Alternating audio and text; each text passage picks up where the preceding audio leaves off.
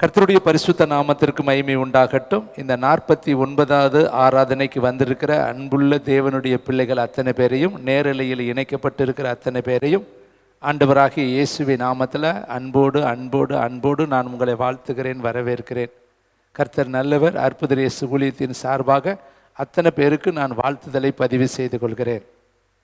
இந்த நாளின் செய்திக்கென்று தெரிந்து கொள்ளப்பட்ட, தேவனால் வழிநடத்தப்பட்ட, உணர்த்தப்பட்ட தேவனுடைய வார்த்தை எபேசுக்கு எழுதின புஸ்தகம் 5ஆம் அதிகாரம் 16வது வார்த்தை. எபேசியர் புஸ்தகம் 268வது பக்கம்.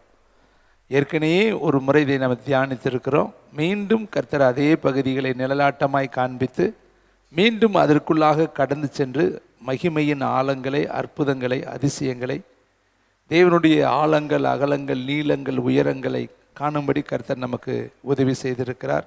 மனக்கண்களை கர்த்தர் திறப்பாராக. எபேசியர் 5ஆம் அதிகாரம் 16வது வார்த்தை. எல்லாரும் சேர்ந்து வாசிக்கலாமா? நாட்கள் பொல்லாதவைகளானதால் காலத்தை பிரயோஜனப்படுத்தி கொள்ளுங்கள்.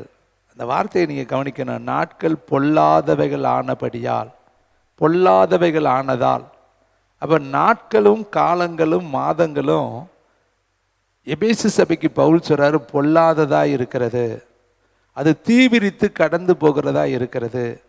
யோபு புஸ்தகத்தில் இன்னும் சில புஸ்தகங்களில் வாசித்தா, நெய்கிறவன் எய்கிற நாடா போல நாட்கள் இருக்கிறதாம், நிழலை போல நாட்கள் இருக்கிறதாம், தபால்காரன் ஓடுகிற ஓட்டம் போல நாட்கள் இருக்கிறதாக வேதத்திலே வாசிக்கிறோம்.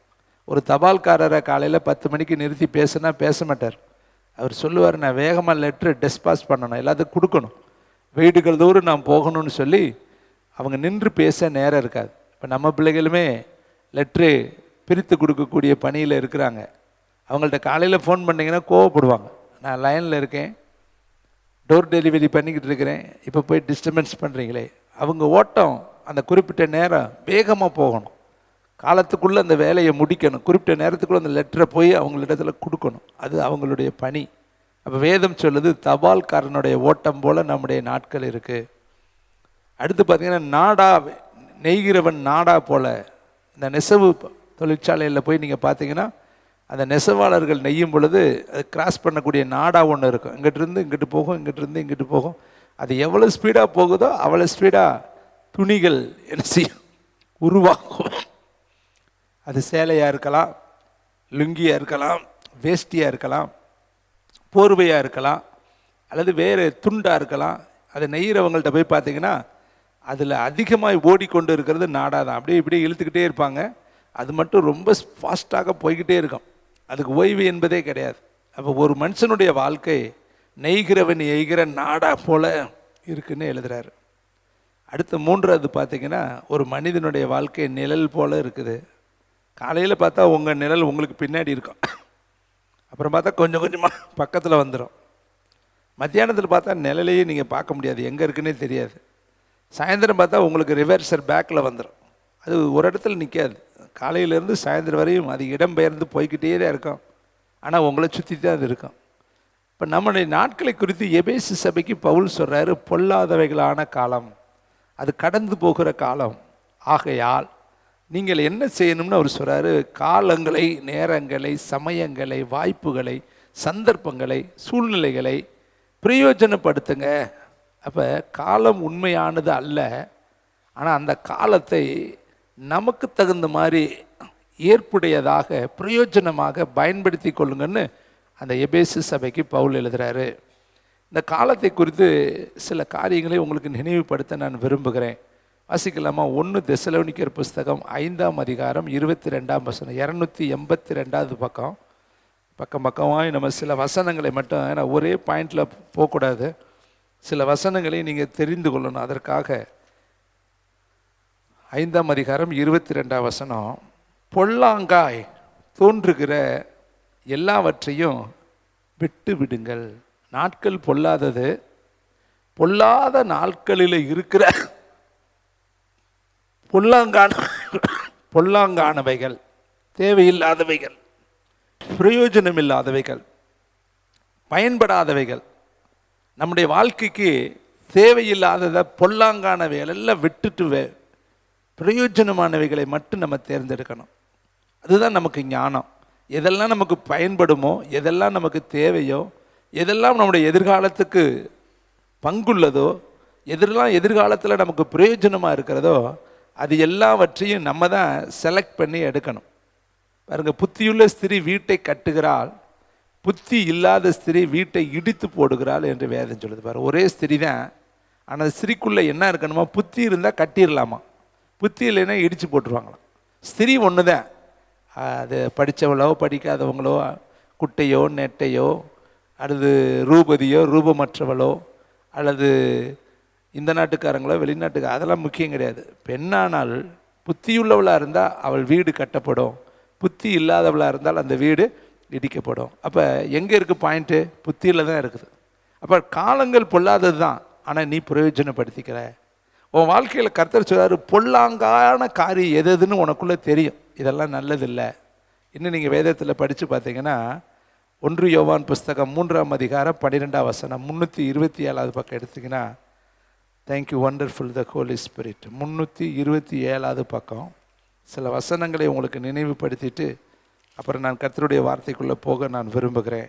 3ஆம் அதிகாரம் 13வது வசனம், அதில் சொல்கிறார், என் சகோதரரே, 1 யோவான் 3ஆம் அதிகாரம் 12ஆம் வசனம், பொல்லாங்கானால் உண்டாயிருந்து, 12வது வசனமா, 3ஆம் அதிகாரம் 12ஆம் வசனம், பொல்லாங்கானால் உண்டாயிருந்து தன் சகோதரனை கொலை செய்த காயினை போலிருக்க வேண்டாம். அப்போ காயினுக்குள்ளே என்ன இருந்துச்சு? பொல்லாங்கான்னு இருந்தான். அதனால தான் கர்த்தருக்கு கொடுப்பதிலையும் அவன் மனமற்றவனாக இருந்தான். அதனால தான் தன் சகோதரனை அவன் கொலை செய்தான். அப்போ பாவமான காரியம் எல்லாம் பொல்லாங்கான காரியம். அதுதான் சொல்கிறாரு, பொல்லாங்கான விட்டு விடுங்கள், எல்லாவற்றையும் சோதித்து பார்த்து நலமானதை பிடித்து கொள்ளுங்கள், பொல்லாங்காய் தோன்றுகிற எல்லாவற்றையும் விட்டு விடுங்கள். இங்கே சொல்கிறார் பாருங்க, அந்த பொல்லாங்கானி எப்படிப்பட்டவனா? கொலை செய்யக்கூடிய சுபாவம் உள்ளவன். அடுத்து பொல்லாங்கானி என்ன செய்யக்கூடியவன்? அடுத்து பாருங்க, எது தன் பொல்லாங்கானால் உண்டாயிருந்து தன் சகோதரனை கொலை செய்த காயினை போல் இருக்க வேண்டாம். அவன் எதின் நிமித்தம் அவனை கொலை செய்தான்? தன் கிரியைகள் பொல்லாதவைகளும் தன் சகோதரனுடைய கிரியைகள் நீதியுள்ளதுமாய் இருந்தது நிமித்தமே தானே. அப்போ காயினுடைய கிரியைகள் பொல்லாதவைகளும் ஆபேலுடைய கிரியைகள் நீதியுள்ளவைகளுமாய் இருந்தது நிமித்தம் தானே. அப்போ ஆபேல் என்ன கிரியை செஞ்சான்? நீதியுள்ள கிரியை செய்தான். காயின் என்ன கிரியை செய்தான்? பொல்லாங்கான கிரியை செய்தான். அப்போ நமக்குள்ளேயும் வேதம் சொல்லுது, ஒரு மரத்தை எப்படி கண்டுபிடிக்கலான்னா கனியை வச்சு கண்டுபிடிச்சிடலாம். வேப்ப மரத்துக்கிட்ட போனோன்னே இந்த பழத்தை யாருமே சாப்பிட மாட்டாங்க. அது பார்க்க அழகாக பழம் வச்சுருக்கோம், ஆனால் நம்ம சாப்பிட மாட்டோம், ஏன்னா அதுக்கு தெரியும் அது கசப்பு. இது மாதிரி நிறைய மரங்களில் இருக்கிற பழங்கள், கசப்பான பழங்களை யாருமே சாப்பிட மாட்டாங்க, ஆனால் சுவையுள்ள பழங்களை எல்லாருமே சாப்பிடுவாங்க. அப்போ மரத்தில் பார்த்த உடனே அந்த மரத்தை எதில் கண்டுபிடிக்கிறோம்னா அந்த சுவையை வைத்து நம்ம கண்டுபிடிச்சிடறோம். அதுபோல் ஒரு மனிதனையும் நம்ம எப்படி கண்டுபிடிக்கலான்னா கனியை வைத்து கண்டுபிடிச்சிடலாம். அவன்கிட்டருந்து பெறப்படக்கூடிய சுவாபங்கள். சிலரை பார்த்தோன்னே சொல்லுவாங்க, நல்லவர் மாதிரி இருக்குது, நல்லா பேசுகிறாரு, அவருடைய கண்கள் சுத்தமாக இருக்குது, நினைவு சுத்தமாக இருக்குது, அவருடைய எண்ணம் யதார்த்தமாக இருக்குது, அவர் உதவி செய்யக்கூடிய குணம் உடையவர், பிறருக்கு பொல்லாங்கு செய்ய மாட்டார், அப்படி சொல்லுவாங்க. மக்களை குறித்து சாட்சி கொடுப்பாங்க. சிலர் குறித்து சொல்லுவாங்க, ஐயோ அவன் நிற்கிற இடத்த பெட்ரோல் போட்டு தான் கழுவணும், ஐயோ அவன் வந்தானா வம்புகாரன், பிரச்சனையை தூண்டிடுவேன், அவன் போய் வர்ற வீடு கலக வீடாக மாறிடும், அவள் ஒரு நிமிஷம் பேசினாலும் அந்த வீட்டில் என்ன வந்துடும், கணவன் மனைவிக்குள்ளே சண்டை வந்துடும், இப்போ போகிற வீடெல்லாம் என்ன ஆயிரும், விளங்காத வீடாக போயிடும் அப்படின்னு ஒருத்தரை குறித்து ஒருத்தர் சொல்கிறாங்க. அப்போ எப்படி சொல்கிறாங்க? அந்த கனி, அவங்கள்ட்ட இருக்கிற சுவாபம், அவங்கள்ட்ட இருக்கிற எண்ணங்கள். சிலருடைய வாழ்க்கையில் நல்லா இருக்கிறது சிலருக்கு பிடிக்கவே பிடிக்காது. கணவன் மனைவி சிரித்து பேசினா சிலருக்கு பிடிக்கவே பிடிக்காது. பிள்ளைகளோட சந்தோஷமாக இருந்தால் சிலருக்கு பிடிக்கவே பிடிக்காது. ஒரு வீடு வாசல் கட்டிட்டாங்கன்னா சிலருக்கு பிடிக்கவே பிடிக்காது. அவங்கள எப்படிடா வீழ்த்தலாம், அவங்களுக்கு எந்த சூனியம் வைக்கலாம், எந்த மந்திரம் வைக்கலாம், எங்கே அவங்களுடைய வாழ்க்கையில் சரிவை உண்டாக்கலாம், ஏதாவது ஒன்று அவங்க குடும்பத்தில் வந்து அந்த வேலை பாதியில் நிற்கணுமேனு அப்படிப்பட்டவங்களாம் பொல்லாங்கான உண்டானவர்கள். இப்போ காயின் அவனுடைய கிரிகள் எப்படிப்பட்டதுன்னு வேதம் சொல்லுது, பொல்லாங்கானால் உண்டாயிருந்து, அப்படின்னா பிசாசால உண்டாயி. பிசாசை குறித்து வேதம் சொல்லுது, திருடன் திருடவும் கொல்லவும் அழிக்கவும் வருகிறான், வேறு ஒன்றுக்கும் வாரான், நானோ ஜீவன் உண்டாயிருக்கவும் அது பரிபூரணப்படவுமே வந்தேன். ஏசப்பா எங்கே வர்றாரோ அங்கே ஜீவன் இருக்கும், அங்கே பரிபூரணம் இருக்கும். அதனால தான் உங்கள் வீடுகளில் ஆண்டவரை ஏற்றுக்கொண்டு நீங்கள் கைத்தட்டி பாட்டு பாடி துதித்து கர்த்தரை மகிமைப்படுத்தும் பொழுது ஒரு பிசாசும் எல்லைக்குள்ளே வரவே வராது.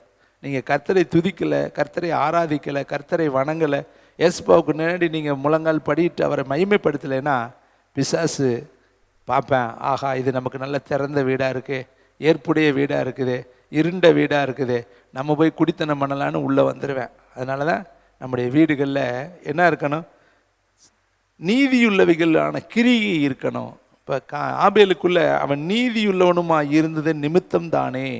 அப்போ ஆபேல் அந்த நாட்களிலே நீதி உள்ளவனாக இருந்திருக்கிறான், காயின் அந்த நாட்களிலே பொல்லாதவனாக இருந்திருக்கிறான். அப்போ நம்முடைய வாழ்க்கையில் பொல்லாங்கானதை வெற்றணும். நீங்கள் பார்த்தீங்கன்னா ஏலி தன் மகனை பார்த்து சொல்கிறேன், நான் கேள்விப்படுகிற காரியம் நல்லது அல்ல, அவ்வளோதான் சொன்னேன். பிள்ளைகள்கிட்ட தப்பு நடந்தால் அதை சும்மா சாக்கு போக்க சொல்லக்கூடாது. பிள்ளைகள் தவறு பண்ணனா நம்ம கண்டிப்பாக அவங்கள கண்டிக்கணும். அவங்களுடைய தவறிலிருந்து அவங்கள திருத்துவதற்கு நம்ம பிரயாசப்படணும். அந்த தவறை ஒரு நாள் நம்ம என்ன செய்யக்கூடாது, ஊக்குவிக்கக்கூடாது. ஏனென்றால் ஏலி மாதிரி நம்ம பிள்ளைகளை விட்டுட்டோம்னா போக்குக்கு பிள்ளைகள் ஒரு நாளங்களில் மோசமான நிலைக்கு வந்துடுவாங்க. நாளைக்கு அந்த பிள்ளைகள் நிமித்தம் நம்ம கண்ணீர் வடிக்க வேண்டியது வரும். அப்போ ஏலி வேதத்தை அறிந்தவன், ஆசாரியன், ஆனாலும் தன் பிள்ளைகளுடைய தவறை கண்டிக்க மனமற்றவனாக, கண்டிக்க திராணியற்றவனாக, கண்டிக்க பலனற்றவனாக, கண்டிப்பதில் அக்கறையற்றவனாக அவன் விட்டுட்டான். வேதம் சொல்லுது, உன் பிள்ளையை நடத்த வேண்டிய வழியில் நடத்து, முதிர் வயதிலும் அதை அவர்கள் என்ன செய்வாங்க, விடாது இருப்பார்கள். அப்போ பிள்ளைகளுக்கு நடத்துறதுக்குன்னு ஒரு வழி இருக்குது. உன் பிள்ளைகளுக்கு வேதத்தை கருத்தாய் போதின்னு கர்த்தர் எழுதி வச்சிருக்கிறார். உன் பிள்ளைகளுடைய கைகளில் வசனத்தை கட்டிவிடு என்று கர்த்தர் எழுதி வைத்திருக்கிறார்.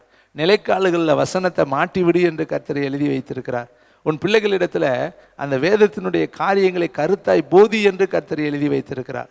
இன்னும் ஏசாயால 60ஆம் அதிகாரத்தில் வாசித்து 59 கடைசியில் வாசித்தீங்கன்னா, நான் உன் வாயில் அருளின வார்த்தையானது அது உன் வாயிலும் உன் சந்ததியின் வாயிலும் அடுத்து உன் சந்தானத்தின் வாயிலிருந்து அது நீங்குவது இல்லை என்று கர்த்தர் சொல்லுகிறார், கர்த்தர் சொல்லுகிறார், கர்த்தர் சொல்லுகிறார் என்று 2 முறை கர்த்தர் சொல்லுகிறார் என்று இருக்கு.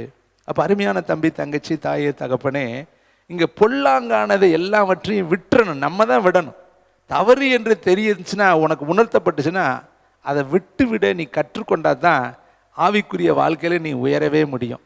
அது பொல்லாததுன்னு தெரிஞ்சிருந்து, தப்புன்னு தெரிஞ்சிருந்து, அது பாதாளத்துக்குரியதுன்னு தெரிஞ்சிருந்து, அது நரகத்துக்குரியதுன்னு தெரிஞ்சிருந்து, அது பிசாசனுடைய சுவாபம் என்று தெரிந்திருந்தும் நீ அதுக்கு இடம் கொடுத்து அதை வளர விட்டால் களை போல் அது உனக்குள்ள முளைத்து அது விதைகளை போட்டு உன்னுடைய வாழ்க்கையை அது பால்படுத்திடும். அப்போ அருமையான தம்பி, தங்கச்சி, இன்னைக்கு கர்த்தர் சொல்றாரு, காலத்தை பிரயோஜனப்படுத்துங்க.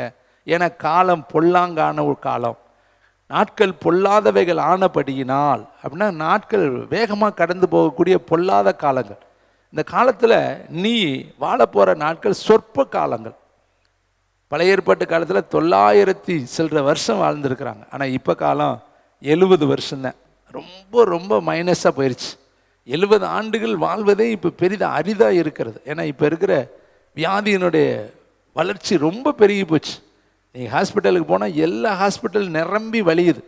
எந்த ஹாஸ்பிட்டலுக்குள்ள போய் கால் வச்சாலும், ஜிஹெச்சில் இருந்து, ப்ரைவேட் ஹாஸ்பிட்டலில் இருந்து, எந்த இடத்துல இருக்கிற ஒரு சின்ன ஹாஸ்பிட்டலுக்கு போனாலும், ஹோமியோபதிக்கு போனாலும் கூட்டம் நெறிஞ்சிக்கிட்டே இருக்குது, வரைஞ்சிக்கிட்டே இருக்குது, வந்துக்கிட்டே இருக்காங்க.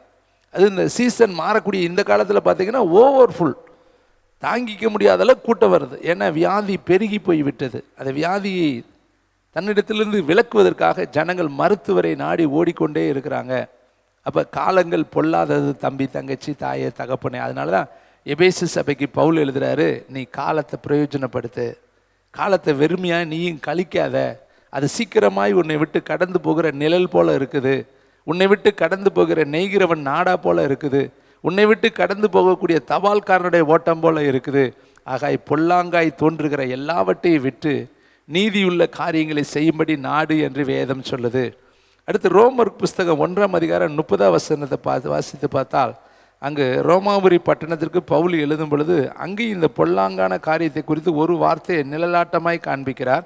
208வது பக்கம், புறங்கூறுகிறவர்களுமாய் அவதூறு பண்ணுகிறவர்களுமாய், தேவ பயங்கரமாய், தூர கிருதம் பண்ணுகிறவர்களுமாய், அகந்தை உள்ளவர்களுமாய், வீம்புக்காரருமாய், பொல்லாதவைகளை யோசித்து பிணைக்கிறவர்களுமாய், பெற்றாருக்கு கீழ்ப்படியாதவர்களுமாய், உணர்வில்லாதவர்களுமாய், உடன்படிக்கை மீறுகிறவர்களுமாய், சுபாவ அன்பில்லாதவர்களுமாய், இணங்காதவர்களுமாய், இரக்கமில்லாதவர்களுமாய் இருக்கிறார்கள். இப்படிப்பட்டவைகளை செய்கிறவர்கள் மரணத்திற்கு பாத்திரராய் இருக்கிறார்கள் என்று தேவன் தீர்மானித்த நீதியான தீர்ப்பை அவர்கள் அறிந்திருந்தும் அவைகளை தாங்களே செய்கிறதும் அல்லாமல் அவைகளை செய்கிற மற்றவர்களிடத்தில் பிரியப்படுகிறவர்களுமாய் இருக்கிறார்கள். கடைசி காலத்தில் எப்படிப்பட்ட பாவங்கள்லாம் இருக்குன்னு சொல்லி ரோமரில் எழுதுகிறாரு, தீமோத்தேயுவில் எழுதுகிறாரு, தீத்துல எழுதுகிறாரு. இதெல்லாம் நீங்கள் படிச்சிங்கன்னா கடைசி காலத்தில் இருக்கிற பாவங்கள் எல்லாம் இதில் அழகாக பட்டியலிட்டு சொல்கிறார். சில காரியத்தை நான் உங்களுக்கு வாசித்து காண்பிக்கிறேன் பாருங்களேன். 26 வசனத்தை வாசிக்கிறேன். நீங்கள் தயவுசெய்து பாருங்கள். வீட்டில் போய் படிக்க உங்களுக்கு நேரம் இருக்காது, கவனிக்க மாட்டீங்க. நான் அதுக்கு அழுத்தம் கொடுக்கும் பொழுது அது உங்கள் மனசில் பதிஞ்சிடும். நீங்களாம் படிக்கிறப்ப அதுக்கு ஃப்ரெஷ் பண்ணி நீங்கள் மீண்டும் நல்லா கவனித்து படிப்பீங்க. 26 வாசிக்கிறேன். இதன் நிமித்தம் தேவன் அவர்களை இழிவான இச்சை ரோகங்களுக்கு ஒப்பு கொடுத்தார். அந்தபடியே அவர்களுடைய பெண்கள் சுபாவமான அனுபோகத்தை சுபாவத்துக்கு விரோதமாக அனுபோகமாக மாற்றினார்கள். அப்படியே ஆண்களும் பெண்களை சுபாவப்படி அனுபவியாமல் ஒருவர் மேல் ஒருவர் விரகதாபத்தினால் பொங்கி ஆணோடு ஆண் அவலட்சணமானதை நடப்பித்து தங்கள் தப்பிதத்திற்கு தகுதியான பலனை தங்களுக்குள் அடைந்தார்கள். தேவனை அறியும் அறிவை பற்றி கொண்டிருக்க அவர்களுக்கு மனதில்லாது இருக்கிறபடியினால் தகாதவைகளை செய்யும்படி தேவன் அவர்களை கேடான சிந்தைக்கு ஒப்பு கொடுத்தார். அவர்கள் சகலவித அநியாயத்தினாலும் வேசித்தனத்தினாலும் துரோகத்தினாலும் பொருளாசையினாலும் குரோதத்தினாலும் நிறையப்பட்டு போராமையினாலும் கொலையினாலும் வாக்குவாதத்தினாலும் வஞ்சகத்தினாலும் வன்மத்தினாலும் நிறைந்தவர்களுமாய், புறங்கூறுகிறவர்களுமாய், அவதூறு பண்ணுகிறவர்களுமாய், தேவ பயங்கரமாய், தூர கிருதம் பண்ணுகிறவர்களுமாய், அகந்தை உள்ளவர்களுமாய், வீம்புக்காரருமாய், பொல்லாதவைகளை யோசித்து பிணைக்கிறவர்களுமாய், பெற்றாருக்கு கீழ்ப்படியாதவர்களுமாய், உணர்வில்லாதவர்களுமாய், உடன்படிக்கையை மீறுகிறவர்களுமாய், சுபாவ அன்பில்லாதவர்களுமாய், இணங்காதவர்களுமாய், இரக்கமில்லாதவர்களுமாய் இருக்கிறார்கள். எத்தனை பாவம் இருக்குது பார்த்தீங்களா? அதில் ஒரு பாவம் தான் பொல்லாதவைகளை யோசித்து பிணைக்கிறவர்கள். பொல்லாததை யோசித்துட்டு பிணைச்சிருவாங்களாம். 2 பொல்லாததை ஒன்றா ஜாயின் பண்ணி விட்டுருவாங்க. இங்கிட்டும் பொல்லாப்பு இங்கிட்டும் பொல்லாப்பு. எப்படி இருக்குது யோசித்து பாருங்கள். பொல்லாப்பானவைகளை யோசித்து பிணைக்கிறவர்கள், இணைக்கிறவர்கள், பிணைக்கிறவர்களுமாய் இருப்பார்கள்.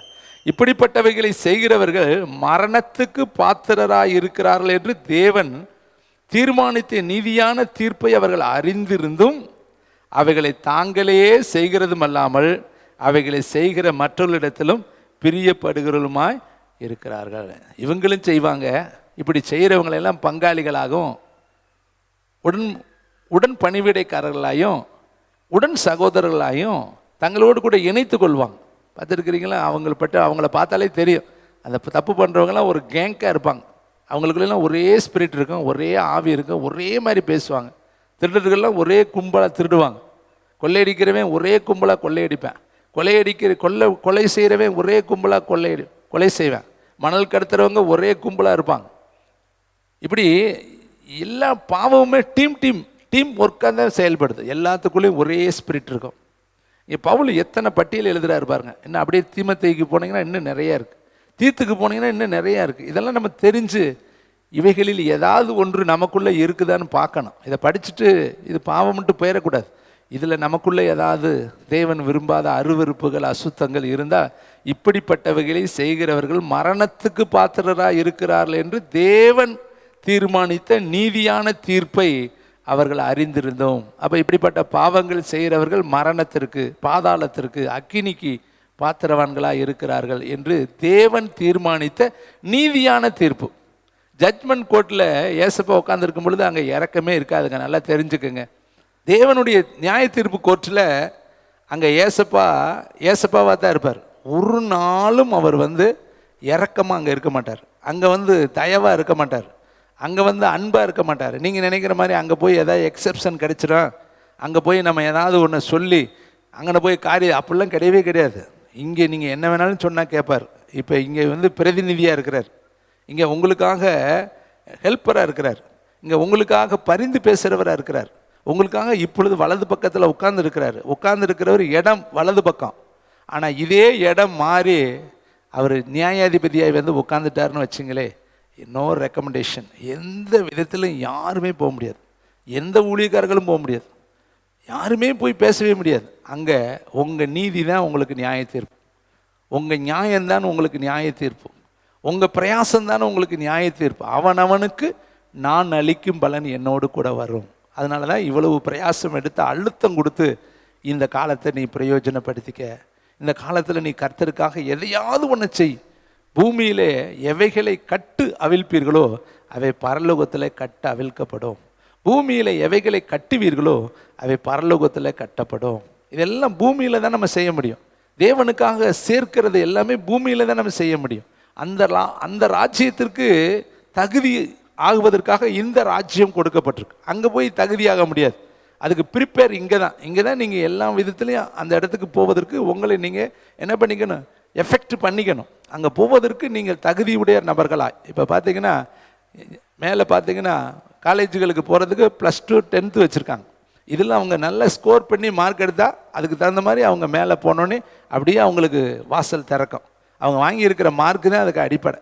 அவங்க எந்த குடும்பம் அது முக்கியம் கிடையாது, வளர்த்தியா குட்டையா முக்கியம் கிடையாது, சிகப்பா அது முக்கியம் கிடையாது, கருப்பா அது முக்கியம் கிடையாது, வசதி இருக்குது அதெல்லாம் முக்கியம் கிடையாது. மார்க் என்ன, ஒவ்வொரு சப்ஜெக்ட்லேயும் என்ன மார்க், எத்தனை %, அடுத்து அதை வச்சு தான் அங்கே மேலே. அது மாதிரி தான் நீ பரலோகத்துக்குள்ளே போகிறப்ப பூமியில் உன்னுடைய பிரயோஜனமாக நீ என்னென்ன செஞ்ச ஆண்டவர் முதல்ல அதை தான் எடுப்பேன். அங்கே தான் நியாய தீர்ப்பில் அதுதான் வந்து நிற்கும், பிறந்த நாளிலிருந்து இறந்த நாள் வரையும். அதனால தான் ஒரே வரியில் பிரசங்கி எழுதிட்டார், பிறக்க இறக்க ஒரு காலம் உண்டு. அப்போ இந்த பிறப்புலையும் இறப்புலையும் இருந்து நீ பாலகனாக இருக்க வரையும் ஒரு நன்மையும் செய்ய முடியாது. சின்ன பிள்ளையாக இருக்கிறப்ப என்ன செய்ய முடியும்? இப்போ இந்த கிருபா வயசு வரையும் நீ பாலகர்கள் தான், சின்ன வயசு தான். அப்புறம் தான் நீ என்ன செய்வ, கொஞ்சம் விவரம் தெரிஞ்சு குழந்தை பருவத்தை தாண்டி வருவ. அந்த வயசுலேயும் நீ ஒன்றும் கர்த்தருக்காக செய்ய முடியாது. அப்படி இருந்து வேதத்தில் சில பேர் செஞ்சுருக்கிறாங்க. ஒரு இஸ்ரவேல் தேசத்து பொண்ணு, சின்ன பொண்ணாக இருந்தாலும் எலிசாவிற்கு என்ன செஞ்சிச்சு, வழிகாட்டுச்சு. எலிசா கிட்ட கொண்டு போகிறதுக்கு அந்த ராஜாவுக்கு ஆலோசனை சொன்னுச்சு. அது மாதிரி சிறு வயசில் செய்கிற ஊழியங்களும் அங்கே எழுதப்படும். அருமையான தம்பி தங்கச்சி, அப்போ எந்த வயதில் நம்ம பிரயாசப்படணும்னா வாலிப வயது, அதில் இருந்து முதிர் வயது வரையும் நம்ம படுகிற ஒவ்வொரு பிரயாசத்திலையும் ஆண்டவர் சொல்கிறாரு, பிரயோஜனம் உண்டு, பிரயோஜனம் உண்டு, அதை தான் காலத்தை பிரயோஜனம் பண்ணுங்க. அப்போ கிட்டத்தட்ட 10 வயதுக்கு மேலே அல்லது 15 வயதுக்கு மேலே நீ என்ன செய்யணும், பிரயோஜனம் உள்ள வாழ்க்கை வாழணும். எப்போ வரையும்? 75 வயசு 80 வயசு, அவ்வளோதான். அங்கே 15லேருந்து 55 வயசு தான் நம்ம மிச்சம் இருக்கு. 55 வருஷத்துக்குள்ளே நீ எதையாவது ஒன்று செஞ்சுட்டு தேவனுடைய ராஜ்யத்தில் போகும் பொழுது அங்கே பிரயோஜனப்படும்படி நீ இருக்கணும். பாருங்களேன், இன்னும் சில வசனங்களை வச்சுட்டு மெயின் பார்ட்டுக்குள்ளே போக விரும்புகிறேன். மத்தேயு புஸ்தகம் 12ஆம் அதிகாரம் 35 வசனம் 18வது பக்கத்தில் எடுத்துக்கொள்வோம். ஏசப்பா சொல்லுகிற ஒரு வார்த்தையை நான் உங்களுக்கு நினைவுபடுத்த விரும்புகிறேன். மத்தேயு புஸ்தகம் 12ஆம் அதிகாரம் 35வது வசனம். இயேசு கிறிஸ்து சொல்கிற வார்த்தை, நல்ல மனுஷன் இருதயமாகிய நல்ல பொக்கிஷத்திலிருந்து நல்லவைகளை எடுத்து காட்டுகிறான், பொல்லாத மனுஷன் பொல்லாத பொக்கிஷத்திலிருந்து பொல்லாதவைகளை எடுத்து காட்டுகிறான். நல்ல மரம் பார்த்தோம், நல்ல மனுஷன் பார்த்தோம். இங்கே பாருங்க, நல்ல மனுஷன் இருதயம் எப்படி இருக்குமா, நல்ல பொக்கிஷம் இருக்குமா. கெட்ட மனுஷனுடைய இருதயத்துக்குள்ள கெட்ட பொக்கிஷம் இருக்கும். நல்ல மனுஷன்ட்டு நீங்கள் பேசி பாருங்களேன், வார்த்தைக்கு வார்த்தை கர்த்தருடைய கிருபைங்க, கர்த்தருடைய இறக்குங்க, கர்த்தருடைய தயவுங்க. பிள்ளைகள் நல்லா இருக்குதா, தேவனுடைய இறக்குங்க. நான் நல்லா சம்பாதிக்கிறதா, கர்த்தருடைய கிருபைங்க. அந்த வார்த்தைக்கு வார்த்தை சொல்லிக்கிட்டே இருப்பாங்க. அது அவங்கள அறியாமலே சொல்லுவாங்க. மற்றவங்க நினைப்பாங்க, இவர் எதை எடுத்தாலும் கர்த்தருங்கிறாரு, இயேசுங்கிறாரு, பிதாங்கிறாரு, ஆவியானவருங்கிறாரு, அல்லேலூயாங்கிறாரு. அவங்களாம் சொல்லலைங்க, அது இருதயத்தில் இருக்குது. நான் காலையில் எழுந்த உடனே ரொம்ப நேரம் இன்றைக்கி ஒர்ஷிப் பண்ணேன். ஒரு மணி நேரம் என்னை ஆண்டவர் ஒர்ஷிப் பண்ணி நல்லா நன்றி சொன்னேன். ஏன்னா இன்றைக்கி 30ஆம் தேதி, இனமெரியாத ஒரு பெரிய சந்தோஷம். 11வது மாதத்தை முடிக்க போகிறேனே ஆண்டவரே. 11 மாதம் எத்தனை மேடு பள்ளம், குண்டும் குழி, எத்தனை விதமான போராட்டங்கள், எத்தனை ஸ்ட்ரகிள்லாம் நாங்கள் தாண்டிட்டோம். அதுக்கு காரணம் நீங்கள் கூட இருந்தது தானே. நம்மளால் தாண்டவே முடியாது. அந்த பாடல் ஒரு பாடலை பாடினேன், அதே பாடலை இங்கே தம்பியும் பாடினார். சொல்லிக்கொள்ள ஒன்றுமில்லையே நான், பெருமைப்பட ஒன்றுமில்லையே, எல்லாம் கிருபையே, எல்லாம் இரக்கமே, எல்லாம் தயவே, எல்லாம் ஈவே, சொல்லிக்கொள்ள ஒன்றுமில்லையே நான், பெருமைப்பட ஒன்றுமில்லையே, எல்லாம் கிருபையே, எல்லாம் இரக்கமே, எல்லாம் தயவே, எல்லாம் ஈவே. யோசித்து பாருங்க, எது உங்களால் வந்துச்சு? உங்கள் பலத்தால் என்ன செய்ய முடிஞ்சு? நீங்கள் நினைக்கவே மாட்டீங்க, அங்கே ரெடியாக பிளானை வச்சுருப்பார். உன் பிள்ளை பிறக்கும் பொழுதே அது இங்கே தான் படிக்கணும், இங்கே தான் கொடுக்கணும், இவர் தான் மாப்பிள்ளை, இவர் தான் பொண்ணுன்னு எல்லாமே என்ன செய்வார், ஆண்டவர் ஃபிக்ஸ் பண்ணி வச்சுருப்பார். அந்த இடத்துல நீ போகிறப்பா இலகுவாய் அது நடக்கும். நம்ம பிரயாசப்பட வேண்டியதே இல்லை, நம்ம கஷ்டப்பட வேண்டியதே இல்லை. அது நடக்கும் பொழுது நம்ம எதையும் சொல்லும், இதுதான் தேவ நடத்துதல். ஏன்னா நம்ம எந்த பிரயாசமே பட மாட்டோம், அழகாக போய்கிட்டே இருக்கு, ட்ரெயின் போகும். அப்போ நம்ம நினைப்போம் இது கர்த்தருடைய கிருபை. அப்போ என்ன சொல்லுவோம், என்னங்க உங்கள் பிள்ளை எங்கே படிக்குது? கர்த்தருடைய கிருபையில் அட்மிஷன் பிரதர், கர்த்தருடைய கிருபையில் படிக்குது பிரதர், கர்த்தருடைய கிருபையில் நல்லா இருக்கிறேன் பிரதர், ஒரு கடன் இல்லை பிரதர். என் இடத்துல யாராவது கேட்டிங்கன்னா, பிரதர் இதில் கட்டி முடிச்சிங்களே எவ்வளோ ஆச்சு, எவ்வளோ கடன் அப்படின்னு கேட்டால் கர்த்தருடைய மகிமைக்காக சொல்லுவேன், ஒரு ரூபா கூட கடன் கிடையாது. கைத்தட்டி, இன்றைக்கி நான் கடனற்ற ஒரு மனிதன், ஒரு ரூபா கூட எந்த இடத்துல நான் கடன் இல்லை. ஏனென்றால் கர்த்தரே இதை செய்தார். கைத்தட்டி கர்த்தருக்கு நன்றி சொல்லுங்கள். இவ்வளவு காரியத்தையும் அவர் தான் செஞ்சார். என்னுடைய பிரயாசம் ஒரு பக்கம் இருந்தாலும் செயலாற்றம் பண்ணினவர், செயலாக்கம் பண்ணினவர், செயலாளராக இருந்தவர், இது செயல்பாட்டாளர் கர்த்தராகி இயேசு கிறிஸ்து. அதனால தான் என்னுடைய தலையை குனிய விடாமல் பாதுகாத்தார். அப்போ அருமையானவர்களே, பொல்லாத மனுஷன் வாயிலிருந்து என்ன தான் வரும்? கெட்ட வார்த்தை தான் வரும், பொய் தான் வரும், திருட்டு தான் வரும், ஏமாத்து தான் வரும், கொலை தான் வரும். எடுத்த உடனே வெட்டுறேம்மா, எடுத்த உடனே குத்துறேம்மா, எடுத்த உடனே அடிக்கிறேம்மா. பொல்லாத மனுஷன் தன் இருதயத்திலிருந்து எதை காட்டுறான்? பொல்லாதவைகளை எடுத்து. அவனை பார்த்தாலே தெரியும், துஷ்ட வாடாய் மேலே அடிக்கும். அவன் பேச்சை பார்த்தாலே நமக்கு அருவருப்பாக இருக்கும். அவனை விட்டு 2 ஸ்டெப்பு விலகலாம் போல இருக்கும். வார்த்தைக்கு வார்த்தை பொய், வார்த்தைக்கு வார்த்தை ஏமாத்துதல், யாரையாவது விழுங்கலாம் போல் அவன் இருப்பான். அப்போ இயேசு அழகாக சொல்லிட்டார் பாரு, பொல்லாத மனுஷன் பொல்லாததை எடுத்து காட்டுகிறான், நல்ல மனுஷன் நல்ல பொக்கிஷத்தை எடுத்து காட்டுகிறான். அப்போ 2 மனுஷனை பேச விட்டாலே அந்த 2 மனுஷன் பேசும் பொழுதே எவன் நல்லவன் கெட்டவன்னு நீங்களே ஜட்ஜ் பண்ணிடுவீங்க. ஒருத்தன் வாயிலிருந்து கர்த்தரை மகிமைப்படுத்திக்கிட்டே இருப்பேன். அப்போ அவனை பார்த்து சொல்லுவீங்க, நல்ல மனுஷன் தன் இருதயமாக்கிய பொக்கிஷத்திலிருந்து நல்லதை எடுத்து காண்பிக்கிறான். என்ன சொன்னாலும் சொல்லுவாங்க, ஜெபிக்கலாங்க, கர்த்தர் செய்வாருங்க, ஜெபம் பண்ணுவாங்க, கர்த்தர் வாக்கிய பண்ணுவாருங்க, ஜெபம் பண்ணுவாங்க, அவரால் முடியாத காரியம் ஒன்றுமே இல்லைங்க, அப்படி சொல்லுவேன். பார்த்தாலே தெரியும். அவனை பார்த்தோன்னே சொல்லிடுவோம், இவங்க ஜெபிக்கிறவங்களா. ஒரு வீட்டில் போய் பேசும் பொழுதே நீங்கள் ரட்சிக்கப்பட்டிருக்கீங்களான்னு கேட்போம். எப்படி? அவங்க வாயிலிருந்து அந்த நறுமணம் வீசும், அவங்க வாயிலிருந்து கர்த்தருடைய வார்த்தை வெளிப்படும். அப்போ வெளிப்படும் பொழுது நம்ம இனம் கண்டுபிடிச்சிடுவோம் அவங்க ரட்சிக்கப்பட்டிருக்காங்கன்னு. சிலரை பார்த்தாலே தெரியும், அவங்க கை, நெத்தி, அவங்க தொண்டை, அவங்களுடைய நட ஊட்ட பாவனை, வாயில் சுருட்டு, சிகரெட்டு, பீடி, அவங்கள பார்த்துட்டு ரட்சிக்கப்பட்டிருக்கீங்களான்னு கேட்போமா? கேட்க மாட்டோம். ஏன் கேட்க மாட்டோம்? அதே வெளியிடங்காலம் நல்லா தெரியுதே, கை நிறையா, கால் நிறையா, கழுத்து நிறையா. பார்த்தீங்கன்னா அவங்க வாய், கை, மூக்கில் வைப்பேன், வாயை பிடிங்கிட்டு உள்ளே சொருகுவேன், இங்கிட்டு இழுப்பேன், இங்கிட்டு இழுப்பேன். அவனை பார்த்து அவனை ரட்சிக்கப்பட்டீங்களான்னு கேட்போமா? இதை கேட்குற தம்பி, தங்கச்சி, தாயே, தகப்பனே, பொல்லாத மனுஷன் பொல்லாததை காண்பிப்பேன், நல்ல மனுஷன் நல்லதை காண்பிப்பேன். இன்னும் ஒரு காரியத்தை சொல்கிறேன். கலாத்தியர் 1:4 வாசிப்போம், பக்கம் நம்பர் 257.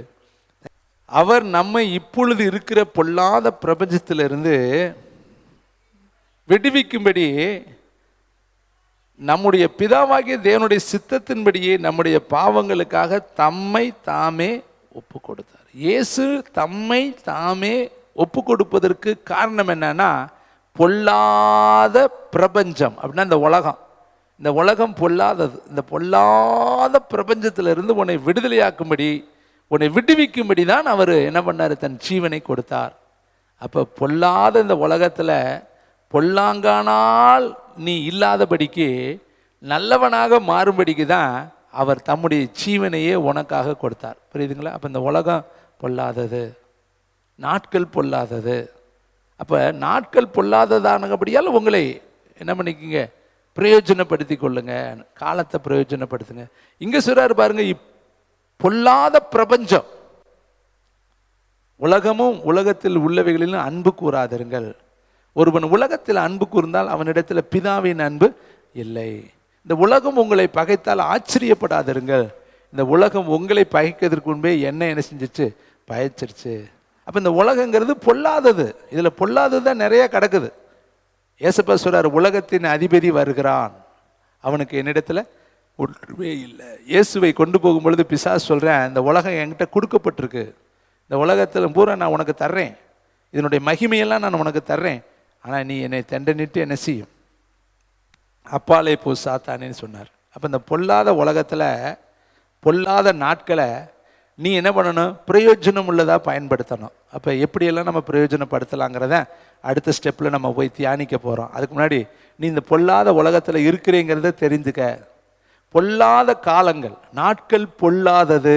காலையில் எந்திரிச்ச உடனே சாயந்தரம் வரையும் இந்த நாட்கள் உன்னை என்ன பண்ண தெரியுமா, வேலை வேலை வேலை வேலை வேலை வேலை வேலை வேலை வேலை அப்படியே கொண்டு போயிட்டு சாயந்தரம் டல்லாக போச்சு, உடம்பு களைச்சி போச்சு, அவ்வளோதான், அன்னைக்கு போல் போச்சு. ஒரு நாள் உங்களுக்கு டெலிட், உங்கள் வாழ்க்கையில் ஒரு நாள் வேஸ்ட்டு, விரயம் பண்ணிட்டீங்க. அடுத்த நாள் எந்திரிச்சோடனே அதே ஃப்ரெஷ்ஷாக எந்திரிப்பீங்க, வேலைக்கு தான் ஓடுவோம், ஒடியாருவோம், அதை செய்வோம், இது எல்லாம் செய்வோம், சமைப்போம், எடுப்போம், குளிப்போம், ட்ரெஸ் பண்ணுவோம், வேலைக்கு போவோம், வருவோம். சாயந்தரம் வரும்பொழுது டல்லாக. அதுக்காண்டி அந்த உங்கள் பலனெல்லாம் பிசாசு உறிஞ்சிருவேன். உலகத்தில் நீங்கள் வேலை செய்து, உலகத்தில் ஓடி, உலகத்தில் உழைச்சி, அங்கே இருக்கிற சண்டை, ஸ்கூலில் பிரச்சனை, பள்ளிக்கூடத்தில் படிக்கிற இடத்துல பிரச்சனை, வேலை பார்க்குற இடத்துல பிரச்சனை, பெற்றோர் சண்டை, மனைவி எல்லாம் போட்டு சாயந்தரம் வரும்பொழுது அப்பா எப்படா படுப்போன்ட்டு வரும். வந்த உடனே அவ்வளோதான், இன்றைக்கி ஒன்றும் செய்யலை. அப்போ 2 நாள் பொல்லாத நாள் உன்னை பொல்லாத வழியில் கொண்டு போயிருச்சா? என்ன பிரதர் இப்போ ஜெபம் பண்ணிங்களா? அதுக்கு பதிலே அன்சுவானுதான், ஒன்றும் வரவே வராது. சரி, வேதத்தையாவது படிச்சிங்களா? அதுதான் நினச்சேன் பிரதர், ரொம்ப இன்னைக்கு வேலை டைட் ஒர்க்கு, எந்திரிச்சதில் முழிச்சதுலேருந்து வேலைங்க. பிரபஞ்சத்துக்கு தான் நீ வேலை செஞ்சுருக்க, உலகத்துக்கு தான் நீ வேலை செஞ்சுருக்கிற, உன் குடும்பத்துக்கு தான் நீ வேலை செஞ்சுருக்கிற. ஆனால் உன்னை அனுப்பி வச்சாரே ஒருத்தர், அவருக்கு நீ என்ன வேலை செஞ்சுருக்க? உன்னை ஒருத்தர் இந்த பூமிக்கு ஆவி கர்த்தர் தந்த தீபம். இப்போ இங்கே இருக்கிற ஆரோக்கியமாக எங்கேருந்து வந்துச்சு? மேலேருந்து அனுப்புனார். இந்த மண்ணிலேருந்து இது சரீரம் வந்துச்சு. 2 டிபார்ட்மெண்ட்டு தனித்தனி டிபார்ட்மெண்ட்டு. மேலேருந்து வந்தது ஆவி. ஆவி கர்த்தர் தந்த தீபம். ஆவி தன்னை தந்த தேவனிடத்துக்கு போயிடும். மண்ணிலிருந்து எடுக்கப்பட்டது மண்ணுக்கு போயிடும். 2 டிபார்ட்மெண்ட்டும் ஒன்றா இருக்குது, அவ்வளோதான். டிபார்ட்மெண்ட்டு தனித்தனி. டக்குன்னு ஒரு நாளைக்கு இது போயிடும், இது கீழே போயிடும், அவ்வளோதான், முடிஞ்சு. இப்போ மேலே வந்த வேலையில் செய்யணும், ஆனால் கீழே இருக்கிற வேலையவே செய்யுதே. நம்ம இந்த சரீரம் ஒத்து போகிறதில்ல ஆவியோட. ஆவி சொல்வதை பவுல் சொல்கிறாரு, நான் செய்ய வேண்டும் என்று விரும்புகிறதை நான் செய்யாமல் நான் வெறுக்கிறதையே நான் செய்கிறேன். ஆவியும் எனக்குள்ள போராடுகிறது. ரோமரில் பார்த்தா மாம்சமும் ஆவியும் ஒன்றுக்கொன்று போராடுது. ஆவி சொல்லும், பைபிள் படி ஜெபம் பண்ணு, பைபிள் படி ஜெபம் பண்ணு சொல்லிக்கிட்டே இருக்குங்க. ஆனால் நம்ம மாம்சம் என்ன செய்ய ஒத்து போகாது. குளிர் அடிக்கும், கை கால் வலிக்கும், தொண்டை இருமல் வரும், காய்ச்சல் வரும், அப்போ தான் ஃபோன் வரும், அப்போ தான் அம்மாவுக்கு காய்ச்சல் வரும், அப்போ தான் பெரியப்பா சித்தப்பாவுக்கு உடம்பு இல்லாமல் போகும். இதெல்லாம் உன்னை எப்படி, வேதத்தை மட்டும் நீ எடுக்கக்கூடாது, நீ ஜெபிக்கக்கூடாது, ஆராதனைக்கு நீ போயிடக்கூடாது, கை தட்டிடக்கூடாது, ஊழியத்துக்கு போயிடக்கூடாது. அதுக்கு பிசாசு உன்னை எப்படி கேப்சர் பண்ணி உன்னை சரி பண்ணணுமோ சரி பண்ணிடுவேன். அவனுடைய நோக்கம் நீ இந்த உலகத்திலேயே பார்த்துக்கிட்டு இருந்துட்டு கடைசியில் ஆண்டவரிடத்தில் போய் கை கட்டி பதில் சொல்ல முடியாமல் பாதாளத்துக்குள்ளே போகணும்னு அவனுடைய திட்டம். அருமையான தம்பி தங்கச்சி பாருங்களேன், இங்கே வேதத்தில் ஒரு மனுஷனை உங்களுக்கு காண்பிக்க விரும்புகிறேன். 2 தீமோத்தேயு 4:10. ஏற்கனவே இதை குறித்து உங்களிடத்துல பேசியிருக்கிறேன். 294 பக்கம். தேங்க்யூ வண்டர்ஃபுல் த ஹோலி ஸ்பிரிட். 294 பக்கம். பக்கத்தோடு சொன்னால் நீங்கள் நல்லா எடுப்பீங்க. 2 தீமோத்தேயு 4:10. லூக்கா மாத்திரம் என்னோடு இருக்கிறான், மார்க்குவை உன்னோடு கூட்டி கொண்டுட்டு வா, ஊழியத்தில் எனக்கு பிரயோஜனம் உள்ளவன். ஏற்கனவே ஆல்ரெடி லூக்கா கூட இருக்கிறாரு, ஊழியம் செஞ்சுக்கிட்டு இருக்கிறாரு. இப்போ நீ மார்க்கு கூட்டிட்டு வா, வர்ற வழியில் மார்க்குங்கிறவனை கூட்டிட்டு வா, அவன் ஊழியத்தில் எனக்கு ரொம்ப பிரயோஜனம் உள்ளவன். அதே அதிகாரத்தில் மேலே பார்த்தீங்கன்னா 11ஆம் வசனத்தை வாசிங்க. Thank you lord Jesus. 10வது வசனம். ஏனென்றால் தேமா இப்பிரபஞ்சத்தின் மேல் ஆசை வைத்து என்னை விட்டு பிரிந்து தெசலோனிக்கா பட்டணத்துக்கு போய்விட்டான். கிரேஸ்கே கலாத்தியா நாட்டிற்கும் தீத்து தல்மத்தியா நாட்டிற்கும் போய்விட்டார்கள். இப்போ ஊழியத்தில் இருந்தவங்க எத்தனை பேர் பிரிஞ்சு போயிட்டாங்க பாரு. அதில் ஒருத்தனை குறித்து சொல்கிறாரு, தேமா இந்த உலகத்தின் மேல் ஆசைப்பட்டு, பிரபஞ்சத்தின் மேல் ஆசைப்பட்டு, இந்த உலகத்தின் மேல் கவனம் வைத்து என்னை விட்டுட்டு என்ன செஞ்சிட்டேன், ஊழியத்தை விட்டுட்டு போயிட்டேன். ஆனால் மார்க்கு பிரயோஜனமானவன், கூட்டிட்டு வா. ஆனால் தேமா பிரபஞ்சத்தின் மேல் ஆசை வச்சு போயிட்டான். அப்போ இவங்கெல்லாம் ஊழியத்தில் இருந்தவங்க. தேமா ஊழியத்தில் இருக்கிறான், தெசலோனிக்கா ஊழியத்தில் இருக்கிறான், அடுத்து பார்த்தீங்கன்னா கிரேஸ்கே ஊழியத்தில் இருக்கிறான், தீத்து ஊழியத்தில் இருக்கிறான், லூக்கா ஊழியத்தில் இருக்கிறான், மார்க்கு ஊழியத்தில் இருக்கிறான். இத்தனை பேரும் பவுலுடைய டீம். ஆனால் இதில் தேமாங்கிறவன் மட்டும் பிரபஞ்சத்தின் மேல் ஆசை வைத்து என்னை விட்டு பிரிஞ்சு போயிட்டான். லூக்கா என் கூட இருக்கிறேன். மார்க்கு ஊழியத்தில் ரொம்ப பிரயோஜனம் உள்ளவன். இந்த வார்த்தை ரொம்ப டச்சான ஒரு வார்த்தை. நல்லா கவனிங்க. நம்ம ஊழியத்துக்கு எவ்வளோ பிரயோஜனமாக இருக்கிறோம். ஊழியங்கிறது கர்த்தருடையது. ஊழியங்கிறது பரலோகத்திலிருந்து நம்மக்கிட்ட கொடுக்கப்பட்டிருக்கிற ஒரு பொறுப்பு. பாருங்களேன், இதை குறித்து அங்கே வேதத்தில் நான் உங்களுக்கு நினைவுபடுத்துகிறேன். மத்தேயு 25ஆம் அதிகாரம் 30வது வசனம். தயவுசெய்து எல்லாரும் கொஞ்சம் கூர்மையாக இந்த கொஞ்ச நேரம் என்னோடு நீங்கள் ஆவியில் இணைந்து கொண்டீங்கன்னா இது எல்லாம் உங்களுக்கு அப்படியே மகிமையாய் உங்கள் மனசுக்குள்ளே போயிடும். அது உங்கள் வாழ்க்கையை மறுரூபப்படுத்திடும். 25ஆம் அதிகாரம் 30வது வசனம், பக்க நம்பரு 40வது பக்கம். பிரயோஜனமற்ற ஊழியக்காரனாகிய இவனை புறம்பான இருளிலே தள்ளி போடுங்கள், அங்கே அழுகையும் பற்கடிப்பும். லூக்கா என் கூட இருக்கிற, மார்க்கை கூட்டிட்டு வா, அவன் ஊழியத்தில் பிரயோஜனம் உள்ளவன். ஆனால் இங்கே ஒரு ஊழியக்காரனை சொல்கிறாரு, ஒரு தாளந்து வாங்கினவன். இவன் ஒரு ஊழியக்காரன். ஒரு தாளந்து. ஒருத்தன் 5 தாளந்து வாங்கினேன், ஒருத்தன் 2 தாளந்து வாங்கினேன், ஒருத்தன் 1 தாளந்து வாங்கினேன். இந்த 5 வாங்கினவன் பிரயாசப்பட்டான். அதில் பார்த்தீங்கன்னா முன்னாடி பக்கத்தில் இருக்குது பாருங்களே, 20வது வசனம் வாசிங்க.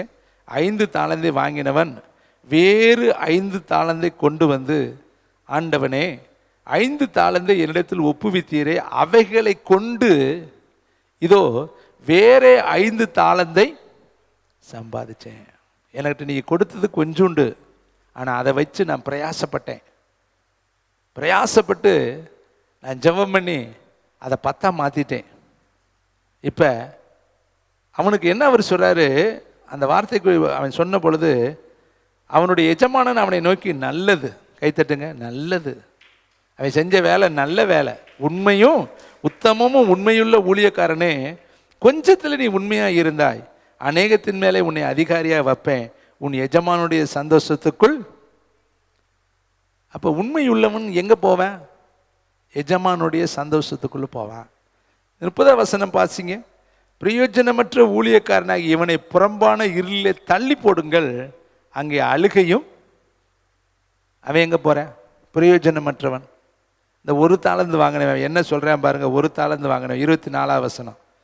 1 தாளந்தை வாங்கினவன் வந்து கூப்பிட்டதெல்லாம் அதே தான் கூப்பிட்டேன், ஆண்டவரே. 5 தாளந்து வாங்கினவனு ஆண்டவரேன்னு தான் சொன்னேன். 2 தாளந்து வாங்கினவனு ஆண்டவரேன்னு தான் சொன்னேன். 1 தாளந்து வாங்கினவனு ஆண்டவரேன்னு தான் சொல்கிறேன். எல்லாருமே ஆண்டவரேன்னு தான் கூப்பிட்றோம். உலக மனுஷன்ட்ட போவோம், அவனு உட்காந்தா ஆண்டவரேமே, எந்திரிச்சா ஆண்டவரேமே. அப்போ ஆண்டவரேன்னு சொல்கிறவன் எல்லாம் பரலோகமா?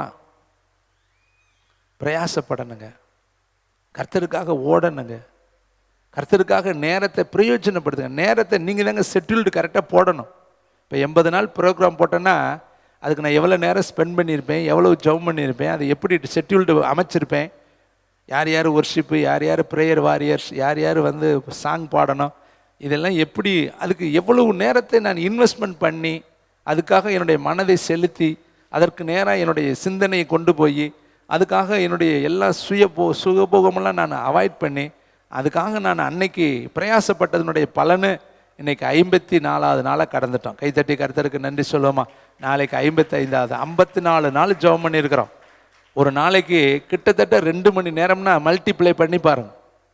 ஒரு நாளைக்கு 10 ஜெபக்குறிப்பு, 54 540 ஜெபக்குறிப்பு பண்ணியிருக்கிறோம்.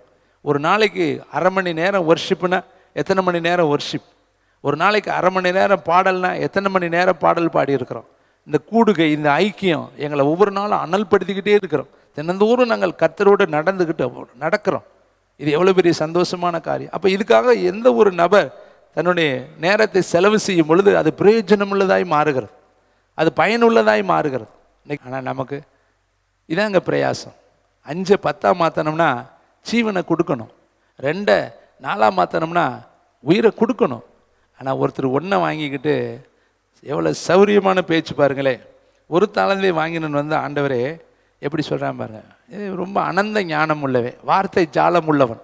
வார்த்தையிலே அவரை என்ன பண்ணுறது, நம்ம எப்படி மிஞ்சின நீதிமானாக இருக்கார், அதெல்லாம் ஒன்றும் கண்டுக்க மாட்டான். கடைசி நாளில் அப்படியே இப்போ வலது பக்கத்து கல்லனுக்கு எப்படி இறக்கம் பாராட்டினார். அப்போனா ஒன்றையும் அடித்து சிறுவில் தொங்க விட்டுட்டு தான் இறக்கம் பாராட்டணும். இப்படி சொன்னால் எப்படி ஆகுறது? அவனுக்கு இறக்கம் பாராட்டுறதுக்கு நேரம் இருந்துச்சு, விபத்துக்குள்ளாரான்ல அவனுக்கெல்லாம் நேரம் ஏது? டம்முன்னு கேஸ் வெடிக்குது, அப்படி தான் வாயை பிளந்துடுறேன். கடைசி நேரத்தில் பார்த்துக்கலாங்கிறவங்க இந்த கடைசியில் பரீட்சைக்கு போகிறப்ப, கடைசி டயத்தில் பரீட்சை எழுதுற கதை தான். என்ன செய்ய, எந்த கொஸ்டின் வரும் என்ன வேணுன்னே தெரியாது. புத்தகத்தையே கொடுத்தாலும் அவனால் எழுத முடியாது, எங்கே பதில் இருக்குது கண்டுபிடிக்கிறதுக்கே டைம் முடிஞ்சு போயிருமே. அதனால் நாட்களை பிரயோஜனப்படுத்துங்க, கர்த்தருக்கென்று செலவு செய்யுங்க. உங்களுக்காகவே வாழ்ந்து, உங்கள் பிள்ளைகளுக்காகவே வாழ்ந்து, உனக்காகவே வாழ்ந்து ஓட்டிக்கிட்டே இருந்தீங்கன்னா ஒரு நாள் நம்ம கைவிடப்பட்ட நிலைமையில பரிதாபத்தோடு இருப்போம். இவன் என்ன சொல்ற பாருங்க, விதைக்காத இடத்தில் அறுக்கிறவரும் தெளிக்காத இடத்தில் சேர்க்கிறவருமான கடினமுள்ள மனுஷர் என்று இயேசுவை எப்படி பார்த்துருக்கிறேன்? விதைக்க மாட்டாரா, அறுப்பாரா, தெளிக்க மாட்டாரா, சேர்த்துருவாரா, அதெல்லாம் நல்லதுன்னு சொல்கிறேன். ஆனால் கடினமானவர் என்று நான் அறிந்து நான் பயந்து போய் உமது தாளந்தை நிலத்தில் புதைத்து வைத்தேன், இதோ உம்முடையதை வாங்கி கொள்ளும் என்றான். கொடுத்ததவே திருப்பி கொண்டு வந்து தர்றேன், வச்சிருக்கிறேன், பத்திரமா வச்சுருக்கேன்.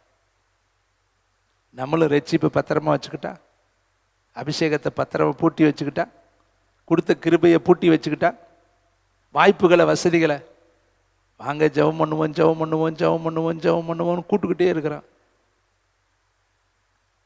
இதெல்லாம் எதுக்கு? தேவன் நமக்கு ஒரு வாய்ப்பு கொடுக்குறார், சந்தர்ப்பம் கொடுக்குறார், உன்னை உருவாக்குவதற்கு ஒரு நேரம் கொடுக்குறார். யார் ஜெபம் பண்ணுவா? அந்த உத்தரவாதி தான் வந்து உத்தரவாதம் செலுத்தணும். மற்றவங்க யார் வருவாங்க? எல்லாரும் அப்பப்போ தான் வருவாங்க, அவங்க வேலையை முடிச்சுட்டு அவங்க போயிட்டே இருப்பாங்க. அவங்களுக்கு உங்கள் வீட்டில் நீங்கள் தாங்க சமைக்க முடியும், வேறு யார் வந்து சமைச்சு வைப்பா? உங்கள் வீட்டில் கிடக்கிற குப்பையை யார் வந்து கூட்டுவா? யாராவது பக்கத்து வீட்டுக்கார குப்பையை கூட்டுவீங்களா? அந்த வீட்டுக்காரங்க தாங்க கூட்டணும். அந்த வச்ச பொருள் அங்கனையே தான் இருக்கும். 1 வருஷம் கழித்து போய் பாருங்கள், நீ வச்சுட்டு போனது நீ தான் போய் எடுத்து வைக்கணும். அப்போ அந்தந்த வீட்டுக்கு உரிய வேலையை அந்தந்த காரங்க தான் செய்யணும். அருள் சார் வீட்டு வேலையை நான் போய் செய்வேனா? கிருபா வீட்டு வேலையை நான் போய் செய்வேனா? செய்ய மாட்டேன். ஏன்னா எனக்கு தெரியாது எங்கே இருக்குது, என்ன பொருள் இருக்குது. அது மாதிரி இந்த ஊழியத்தில் யார் பொறுப்போ அவங்க தான் என்ன செய்யணும், செய்யணும். வேறு வழியே கிடையாது, இது செஞ்சு தான் ஆகணும், கட்டாயம், மஸ்ட்டு. இதை அசால்ட்டாக இருந்தோம்னா எப்படி? அப்பயே அங்கே வந்து உடனே 3:45 இங்கே வந்துட்டேன்.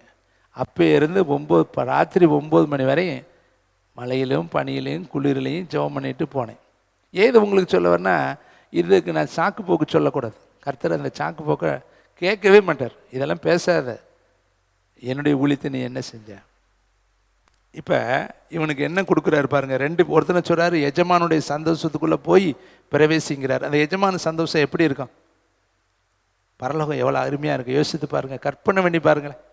கர்த்தர் இருக்கிற இடத்துல நானோ ஜீவன் உண்டாயிருக்கவும் வந்தேங்கிறார். அப்போ ஜீவன் இருக்கிற ஒரு இடம், திருடன் கொள்ள அழிக்க வந்தாங்கிறார். இவன் பாருங்களே, அந்த பிரயோஜனமற்ற ஊழியக்காரனை எங்கே அனுப்புகிறாரா? அழுகையும் அழுகையும் பற்கடிப்பும் இருக்கிற இடம். அப்போ ஊழியத்திலேயே பிரயோஜனம் இல்லாமல் இருந்தால் என்னதான் வரும்? புரியுதா? உங்களுக்கு கடைசி மாதம் வந்துருச்சுங்க. இந்த மாதத்தில் ஜட்ஜ்மெண்ட் வரும். நேற்று நாங்கள் முழுரவு ஜபத்தில் ஒரே ஒரு ஜப குறிப்பு பாரமான ஜபம் பண்ணேன். லாஸ்ட் மந்த் ஆண்டவரே, டெத்து ஆயிடக்கூடாது, யாருடைய குடும்பத்திலையும் மரணம் வரக்கூடாது. ஏன்னா அத்திமரத்தை எல்லாம் ஆண்டவர் பிதாவாகிய தேவன் இப்போ என்ன பண்ணுவார்? இது கனி கொடுக்கவே இல்லை, வெட்டிரும்பார். இடத்த ஏன் கெடுத்துக்கிட்டு இருக்கு? எல்லாம் வரல. இயர் எண்டிங்கில் பார்த்தீங்கன்னா நிறைய மரணம் வரும், பயங்கரமாக. ஃபைல் க்ளோஸ் பண்ணணும் இல்லையா? ஒரு வருஷத்தினுடைய கணக்கு வழக்கெல்லாம் சரி பண்ணணும்ல, ஆடிட் பண்ணணும்ல. உலகத்திலே ஆடிட் இருக்கு, பேங்க் ஆடிட் இருக்கு, இன்னும் பார்த்தீங்கன்னா ட்ரஸ்ட் ஆடிட் இருக்கு, இன்னும் பார்த்தீங்கன்னா நிறைய விதத்தில் அலுவலகத்தில் ஆடிட் இருக்குது. எல்லா இடத்துலையும் ஆடிட் நடத்தும். பரலோகமும் நம்மளை ஆடிட் பண்ணோம். என்னன்னு பண்ணோம்? இந்த வருஷம் முறை இவன் எத்தனை பேர்த்த ஆதாயப்படுத்தியிருக்கேன், எத்தனை மணி நேரம் ஜெபம் பண்ணியிருக்கேன், எத்தனை மணி நேரம் வேதம் படிச்சிருக்கிறேன், எத்தனை பேர்த்துக்கு ஆத்தும ஆதாயம் பண்ணேன், ஊழியம் செஞ்சேன், பரிசுத்தமாக வாழ்ந்தானா, எல்லாத்தையும் பார்ப்பார். நீங்கள் பார்த்தா எத்தனை பேர் இளம் வயதில் மறிக்கிறாங்க, எத்தனை பேர் சிறு வயதில் மறிக்கிறாங்க, கருவிலே எத்தனை பேர் பிண்டமாய் அழிந்து போகிறாங்க, பிறந்த கொஞ்ச காலத்தில் எத்தனை பேருடைய ஓட்டமாக பரிதாபமாக மறிக்குது. ஆனால் நமக்கு இத்தனை வருஷத்துக்கு நல்லா கொடுத்துருக்கிறாரு, உங்களை இவ்வளவு அழகாக சொகுசாக உட்கார பண்ணியிருக்காரு. இலங்கையில் இப்போ தண்ணி இல்லைங்கிறேன், குட்டிக்கு தண்ணி இல்லை சொல்கிறாங்க. தண்ணி இல்லைங்க, தண்ணிக்குள்ளே தான் நிற்கிறாங்க. தண்ணியை குடிக்க முடியாதுல்ல, சாக்கடை தண்ணி, கடல் தண்ணி, எல்லா அசுத்தங்களும் கலந்த தண்ணி குடிக்க முடியாது. அப்போ குடிக்கிறதுக்குன்னு ஒரு தண்ணி வேணும். குளிரில் நிற்கிறாங்கங்க. காலையில் ஒரு செய்தியை நான் பார்த்தேன், என் இறுதி நட்டிங்கி போச்சு. ஒரு அம்மா வீடு இடிஞ்சிருச்சு, அந்த வீட்டுக்குள்ளே வயதீபமான ஒரு அம்மா இருக்காங்க. அது தண்ணிக்குள்ளே மூழ்கிக்கிட்டே இருக்காங்க, தூக்குறதுக்கு யாருமே இல்லை. உதவிக்குழுவினர் போனவங்க அந்த அம்மாவை வெளியே தூக்கிட்டு வர்றாங்க. ஒருவேளை அந்த குழு அங்கே போகலைன்னா அந்த அம்மா தண்ணியோட தண்ணியை எந்திரிச்சு ஓடியார முடியாது. அது படுக்கையில் இருக்கு, எல்லாம் விட்டுட்டு ஓடிட்டாங்க. அந்த குடும்பத்தில் யார் இருந்தாங்க என்னன்னு தெரியல. ஆனால் அந்த அம்மா பெட்டில் கிடக்குறம்மா, பெட்டில் மூடிடுச்சு தண்ணி வந்து, அப்படியே ஏறிக்கிட்டே இருக்குது தண்ணி. அந்த பாதுகாப்பு குழுவினர் போனவங்க அவங்க நம்மளை வெளியே கொண்டு வரும் பொழுது சொல்கிறாங்க, ஜஸ்ட்டு சில நேரம் நாங்கள் லேட் பண்ணியிருந்தா இந்த மாதிரி தண்ணி மூடி இருக்கோம். எந்திரிச்சு தான் உயிரை காப்பாற்றிக்க முடியாது, ஏன்னா அதனால் எந்திரிக்க முடியாது. தண்ணி மூடுனாலும் அப்படியே தண்ணிக்குள்ளே சாக வேண்டியது. ஆனால் இன்றைக்கி நம்ம நல்லா உட்காந்துருக்கோம் பாருங்கள். பாப்பா சோகம் பண்ணும்பொழுது ஒரு வார்த்தை சொன்னிச்சு, ரொம்ப டச்சிங் வேர்டு. அரணான பட்டணத்தில் நம்ம உட்காந்துருக்குறோம், நமக்கு அப்படி இல்லை. ஆனால் அங்கே கடலோர மாவட்டங்கள் எல்லாம் எல்லா காரும் மிதக்குது, எல்லா வீடும் தண்ணிக்குள்ளே நிற்கிது. அருமையான தம்பி தங்கச்சி, இந்த காலத்தை கர்த்தருக்காக பிரயோஜனப்படுத்துங்க. ஆண்டவர் நம்மளை மார்க்கை கூட்டிட்டு வா, அவன் எனக்கு ரொம்ப ஊழியத்தில் பிரயோஜனம் உள்ளவன். அப்போ 5 வாங்கினவே பிரயோஜனம் உள்ளவன், 2 வாங்கினவே பிரயோஜனம் உள்ளவன், 1 வாங்கினவே பிரயோஜனம் அற்றவன். அப்போ இன்றைக்கி சொல்கிறாரு, நாட்கள் பொல்லாதவைகள் ஆனபடியினால் காலத்தை, நேரத்தை, சமயத்தை, சந்தர்ப்பத்தை நீ பிரயோஜனப்படுத்திக்கொள். பாருங்களே, எஸ்தருக்கு எழுதின புஸ்தகத்தில் 4ஆம் அதிகாரம் 14வது, ஏற்கனவே பேசின பகுதி 628வது பக்கம், 14வது வசனத்தை வாசிக்கலாமா? நீ இந்த காலத்திற்கு, இந்த காலத்தில் மௌனமாய், நம்ம நினச்சிக்கிறது மௌனமான வீட்டில் சண்டை போடாமல் இருக்கிறது போல இருக்கு, அல்லது அமைதியாக, அப்படி இல்லைங்க. பேச வேண்டிய இடத்துல பேசணும், செய்ய வேண்டிய இடத்துல செய்யணும், ஜெபிக்க வேண்டிய இடத்துல ஜெபிக்கணும், சொல்ல வேண்டிய இடத்துல சொல்லணும், போக வேண்டிய இடத்திற்கு நம்ம போகணும். அதை விட்டுட்டு நம்ம மௌனமே சாதிச்சுக்கிட்டு உட்கார்ந்துருந்தோம்னா, இவர் சொல்கிறாரு, நீ இந்த காலத்தில் மௌனமாக இருந்தால் யூதருக்கு சகாயமும் ரட்சிப்பு வேறு ஒரு இடத்திலிருந்து எழும்பும், அப்பொழுது நீயும் உன் தகப்பன் குடும்பத்தாரும் அழிவீர்கள். கோடு போடுங்க. நீ இப்படிப்பட்ட காலத்திற்கு உதவியாக இருக்கும்படி, அல்லாட்டி இப்படி டிரான்ஸ்லேஷன் பண்ணலாம், பிரயோஜனமாக இருக்கும்படி உனக்கு ராஜ மேன்மை கிடைத்திருக்கலாமே, யாருக்கு தெரியும் என்று. அப்படி இப்படிப்பட்ட காலத்துக்கு பிரயோஜனமாக இருக்கும்படி, உதவியாக இருக்கும்படி. அப்போ ராஜா மேன்மை இவளுக்கு எதுக்கு கொடுத்தாரு? இவன் அனாதை பிள்ளை, நல்லா கவனிக்கணும். அம்மா கிடையாது, அப்பா கிடையாது. எஸ்தருக்கு அம்மா அப்பா கிடையாது. மொர்தெகாய்ங்கிறவர் உறவினர், தூரத்து சொந்தம், அண்ணனோ தம்பியோ அல்லது பெரியப்பாவோ சித்தப்பாவோ, அது கரெக்டாக ஐடென்டிஃபிகேஷன் கரெக்டாக இல்லை, தூரத்து சொந்தம். அவன் எடுத்து வளர்ப்பு மகளாக வளர்க்குறேன், அவ்வளோதான். அப்போ இவனும் தனிமையாக இருக்கிறான், அவளும் இருக்கிறா. இவனுக்கும் கணவன் மனைவி பிள்ளைகள் இருக்கிறதா இல்லை, அவளுக்கும் பெற்றோர் இருக்கிறதா இல்லை. ஆனால் இப்போ அனாதைக்கு ஒரு ஆசீர்வாதம் கிடைக்குது. என்ன ஆசீர்வாதம்? 127 நாடுகளுக்கு ராணி என்கிற அப்பாயின்மெண்ட்டு கிடைக்குது. பெரிய போஸ்ட்டு, ஒரு நாடு கிடையாதுங்க, ஒரு பெரிய கண்டத்துக்கே அவ என்னவாகிறா, ராணியாக மாறுறா. 127 நாடுகளுக்கு ஒருத்தி ராணி ஆகிறானா பாருங்க. அனாதை பொண்ணு ஆசீர்வதிக்கப்பட்ட பொண்ணாக மாறுறா. இப்போ ஒரு நெருக்கடியான காலம், ஒரு ஆபத்தான காலம், ஒரு யூதர்களுக்கு அழிவு உண்டாக்கக்கூடிய ஒரு காலம் அவ ராஜ்யத்தில் அவ புருஷங்கையில் இருந்து புறப்பட்டு போயிருக்கு, அவன் முத்திர மோதிரத்தை பயன்படுத்தி. அப்போ இந்த மொர்தெகாய் சொல்கிறாரு, இந்த காலத்துக்கு தான் உன்னை கொண்டு போய் அங்கே வச்சிருக்கிறார். அப்போ இந்த அழிவு வரப்போகிறது ஏற்கனவே தேவனுடைய திட்டத்தில் தெரிந்து என்ன பண்ணுறாரு, இவளை கொண்டு போய் உதவியாக இருப்பாள்னு கொண்டு போய் அந்த இடத்துல கரெக்டாக உட்கார பண்ணியிருக்கிறார். அது மாதிரி தாங்க உங்களையும் என்னையும் ஆண்டவர் ரட்சித்து நீ பிரயோஜனமாக இருப்பேங்கிற நம்பிக்கையில் தான் உனக்கு இந்த கிருபைகளை கர்த்தர் கொடுத்துருக்கிறார். அதை நீ முதல்ல புரிஞ்சுக்கணும். யாருக்குமே கிடைக்காத கிருபையை உனக்கு கொடுத்துருக்கிறாருன்னா எதற்கு? இன்னைக்கு நல்ல பாட்டு பாடுறீங்க, அழகாக ஒர்ஷிப் எடுக்கிறீங்க, நல்ல செபிக்கிறீங்க, நல்ல சுவிசேஷம் சொல்லக்கூடிய பாரம் உங்களுக்குள்ளே இருக்குன்னா அது எதற்கு கர்த்தர் கொடுத்துருக்கிறாரு? அதை மறைச்சு வைக்கவா, ஒளிச்சு வைக்கவா, அல்லது பூட்டி வைக்கவா, அதை பிரயோஜனப்படுத்தவா? அப்போ ஒருத்தன் புதைச்சி வச்சானே அவனை என்ன சொன்னார்? பிரயோஜனமற்ற ஊழியக்காரனேனார். நீ அழுகையும் பற்கடிப்பு இருக்கிற இடத்துக்கு போனார். பயன்படுத்தின ஊழியக்காரனை நீ 2 தானே வாங்கின, பரவாயில்ல, கஷ்டப்பட்டு 2ஐயாவது அவன் மாற்றிட்டானே, அவனுக்கு அதே சர்டிஃபிகேட்டு தான், நல்ல ஊழியக்காரனேனார். 5 10 மாற்றினவனே நல்லது, உண்மையும் உத்தமுள்ள ஊழியக்காரன், அவனுக்கு ஒரே சர்டிஃபிகேட்டு தான். காலையிலேருந்து சாயந்தரம் வரை வேலைக்கு போனவனை எல்லாத்துக்கும் ஒரு பணம் தான் கரெக்டாக கொடுத்தாரு. அவர் என்னுடையது என் இஷ்டப்படி செய்ய எனக்கு அதிகாரம் இல்லையா? நான் தயாரனாக இருக்கிறேனே, நீ வன்கண்ணா இருக்கலாமா? அப்படி எல்லாத்துக்கும் ஈவனாக கொடுத்தாரு, யாருக்குமே ஒரு டிஃப்ரெண்ட் பார்க்கல. ஆனால் புதைச்சி வச்சா என்ன பண்ணுவார்? கிருபையை புதைச்சி வச்சா, தாளந்துகளை புதைச்சி வச்சா, அப்போ பிரயோஜனப்படுத்த வேண்டிய நேரத்தில் அதை நம்ம பிரயோஜனப்படுத்தித்தான் ஆகணும். அதுக்கு தான் கர்த்தர் சொல்கிறாரு, இந்த காலத்தில் பிரயோஜனமாக இருக்கும்படி உனக்கு ராஜ மேன்மை கொடுத்துருக்குது. யாருக்கு தெரியும்? அப்போ அருமையான தம்பி தங்கச்சி, இந்த கடைசி மாதத்தில் வந்துட்டீங்க. இந்த காலத்துலையாவது இப்படினால நீங்கள் எப்படி வேணாலும் இருந்திருக்கலாம். இந்த மாதத்தில் தீர்ப்புகள் வெளிவாகக்கூடிய ஒரு மாதம். பிதாவாகிய தேவன் கூப்பிடுவார், குமாரனாகிய வேலைக்காரனை கூப்பிட்டு சொல்லுவார், அவர் தான் இயேசு கிறிஸ்து. இவர் இந்த வருஷம் பூரா நான் பார்த்தேன், பிரயோஜனமே இல்லை, எந்த ஒரு நல்ல காரியமும் அவர் செஞ்ச மாதிரி தெரியல, அதனால் இவருடைய ஓட்டத்தை முடிச்சிடலாமான்னு அவர் கேட்டால் இயேசு கிறிஸ்து என்ன சொல்லுவார்? அவர் திரும்ப சொல்லுவார், இன்னும் 1 வருஷம் இருக்கட்டும், நான் கொஞ்சம் கொத்துறேன், கொஞ்சம் எருவெல்லாம் போட்டு பார்க்குறேன். இப்படியே எத்தனை வருஷம் தான் எக்ஸப்ஷன்லேயே ஓட்டுறது? ஒவ்வொரு வருஷமும் கடைசியில் வந்து அவர் பரிந்து பேசிக்கிட்டே உட்காந்துருக்கிறதா. வருஷம் முடிகிறப்ப கூட நம்ம மனம் மாறாமல், கர்த்தரை தேடாமல், உபவாசிக்காமல், ஆண்டவருடைய சமூகத்தில் நம்ம ஆயத்தம் இல்லாமல் இருந்தால் எத்தனை வருஷம்தான் இப்படி தப்பிக்க முடியும்? மீறி மீறி போனால் 70 வருஷம். 70வது வருஷத்துக்கு முன்னாடி எங்கே போக போகிறோம்? அங்கே போய் என்ன பதில் சொல்கிறது? ஆண்டவர் சொல்லுவாரே, வாரந்தோறும் உன்னை அவ்வளவு பிரசங்கம் பண்ணனே, உனக்கு வாய்ப்பு கொடுத்தனே, உனக்கு சந்தர்ப்பம் கொடுத்தனே, உங்கள்கிட்ட நான் பேசினேனே, ஏழைகளுக்கு செய்ததெல்லாம் எனக்கே நீங்கள் செஞ்சீங்கன்னு அவர் சொன்னாரே, வஸ்திரம் இல்லாதவனுக்கு வஸ்திரம் கொடுத்தா அது எனக்கே கொடுத்தீங்கன்னு சொன்னாரே.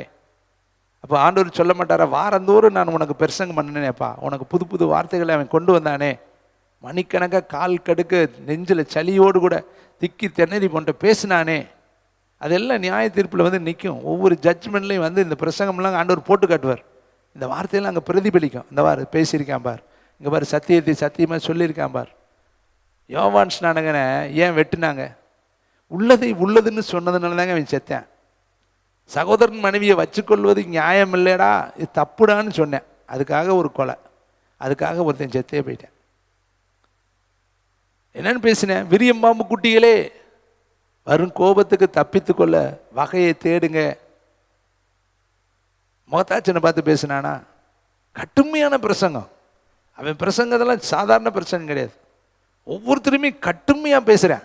ஏன்னா அவனுக்கு தெரியும் ஏசப்பா வந்துட்டார், அவர் உன்னதத்திலிருந்து வர்றார், அவர் அனுரோதயம், அவர் வாதரட்சியை கூட நான் தொட தகுதி கிடையாது, அவர் என்னிலும் பெரியவர். அப்படி இயேசுவை உயர்த்தி உயர்த்தி உயர்த்தி தேவன் தனக்கு கொடுத்த ஊழியத்தை கரெக்டாக செஞ்சாங்க. காட்டு அந்த தோல் தாங்க அவன் உடுத்திருந்தேன், காட்டுத்தேனை தாங்க அவன் புசித்தேன். வனாந்தரத்தில் யாரை பார்க்க போனீர்கள்? அப்போ அவன் எங்கே இருக்கிறான்? வனாந்தர வாழ்க்கை தாங்க அவனுக்கு. அவனுக்குன்னு ஒரு சொகுசு வாழ்க்கை வேதத்தில் பார்க்கவே இல்லைங்க.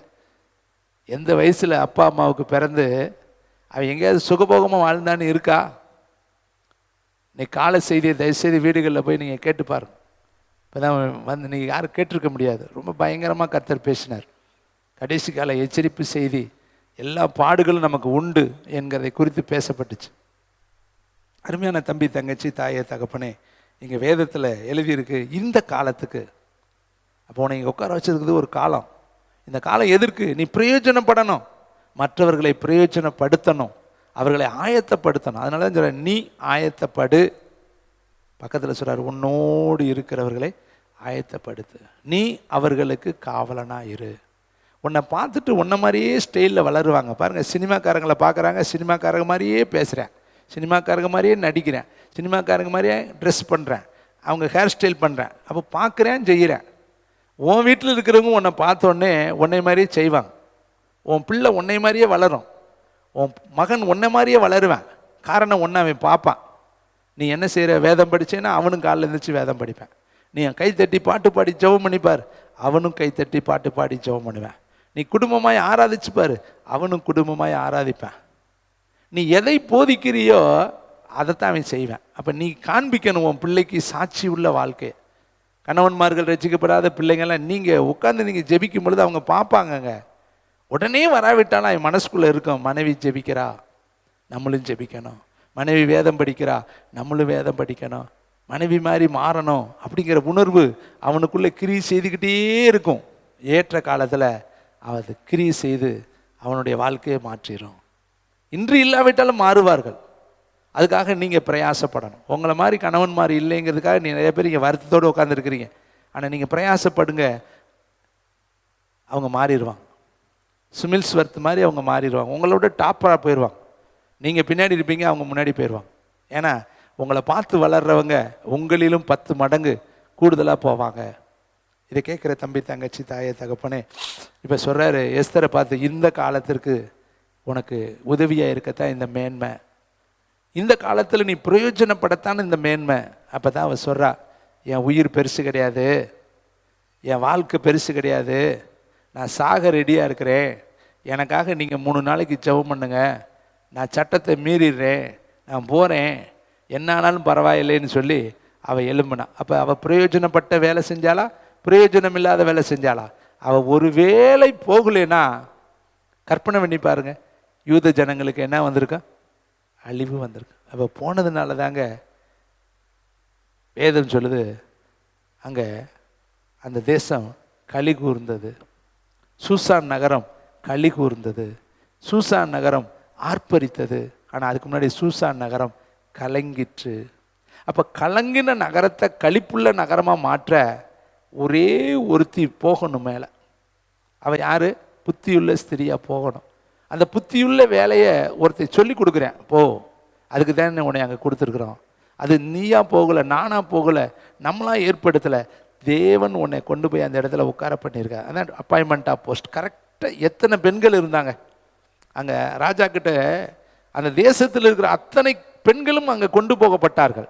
ஆனால் எல்லாருக்கும் அந்த வாய்ப்பு கிடைக்கல, ஒருத்தருக்கு தான் அந்த வாய்ப்பு கிடைச்சு. அவளை மற்றவங்கெல்லாம் கன்னி மாடத்துக்கு போயிட்டாங்க, எல்லாத்தையும் ரிவர் பின்னாடி கொண்டு போட்டேன். அவங்களுக்குன்னு ஒதுக்கப்பட்டிருக்கிற ஒரு அறையில் அவங்கள கொண்டு அடைச்சி வச்சுட்டேன். அவங்களுக்கெல்லாம் ராணிங்கிற மேன்மை கிடைக்கல. இவளுக்கு மட்டும் ஏன் கர்த்தர் கொடுத்தாருன்னா, இவ ஊழியத்துக்கு பிரயோஜனமாக இருப்பா, யூதர்களுக்கு பயனுள்ளவளாக இருப்பா, என் நாமத்தை அவள் மகிமைப்படுத்துவாங்கிற ஒரு நம்பிக்கையில் தான் கர்த்தர் அவளுக்கு அந்த இடத்த கொடுத்தார். அந்த நம்பிக்கையை அவள் பயன்படுத்திட்டா, அந்த காலத்தை அவள் பயன்படுத்திட்டா. 3 நாள் சாப்பிடாமல் இருக்கிறது ஈஸியாக கஷ்டமா? ஒரு முறை இருந்து பாருங்களேன். இந்த வருஷத்தில் கடைசி 29, 30, 31 இருக்க போகிறோம். இப்பயே உங்கள் சரீரத்தை ஆயத்தப்படுத்துங்கன்னு நிறைய பேர் வார்த்தையிலே பாஸ்டிங் இருந்துட்டு வாழ்க்கையில் பாஸ்டிங் இல்லாமல் இருக்கிறீங்க. முடியுங்க, ஏன் முடியாது? 40 நாள் மோசம் இல்லையா? திரும்பவும் 40 நாள் மோசம் இல்லை, 80 நாள் அவர் இல்லையா? இயேசு 40 நாள் இல்லையா? இப்போ 40 நாள்லாம் சொல்லலைங்க, எத்தனை நாள் தான் சொல்கிறோம்? பேச்சவே காணா. வேறு ஏதாவது சொல்லுங்கள் பிரதர். கிறிஸ்மஸுக்கு என்ன போடுறீங்க சொல்லுங்கள், அடுத்து பிரதிஷ்டை பண்டிகைக்கு என்ன போடுறீங்க சொல்லுங்கள். இப்படி தான் நம்ம போஜன பிரியராக இருந்தால் தொண்டையில் கத்தியை தான் வைக்கணும்.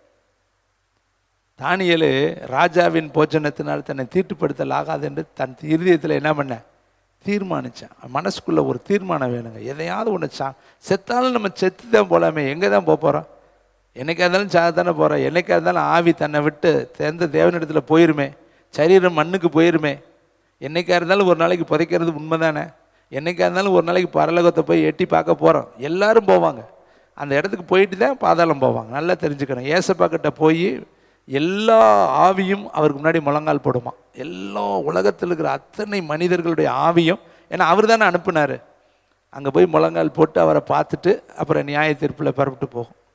பாதாளத்துக்குள்ளே நான் போகிறேனேன்னு போகும், வேதனையோடு போகும், கண்ணீரோடு போகும். நம்ம அங்கே போகக்கூடாதுன்னு தாங்க இவ்வளவு பிரசங்கம்.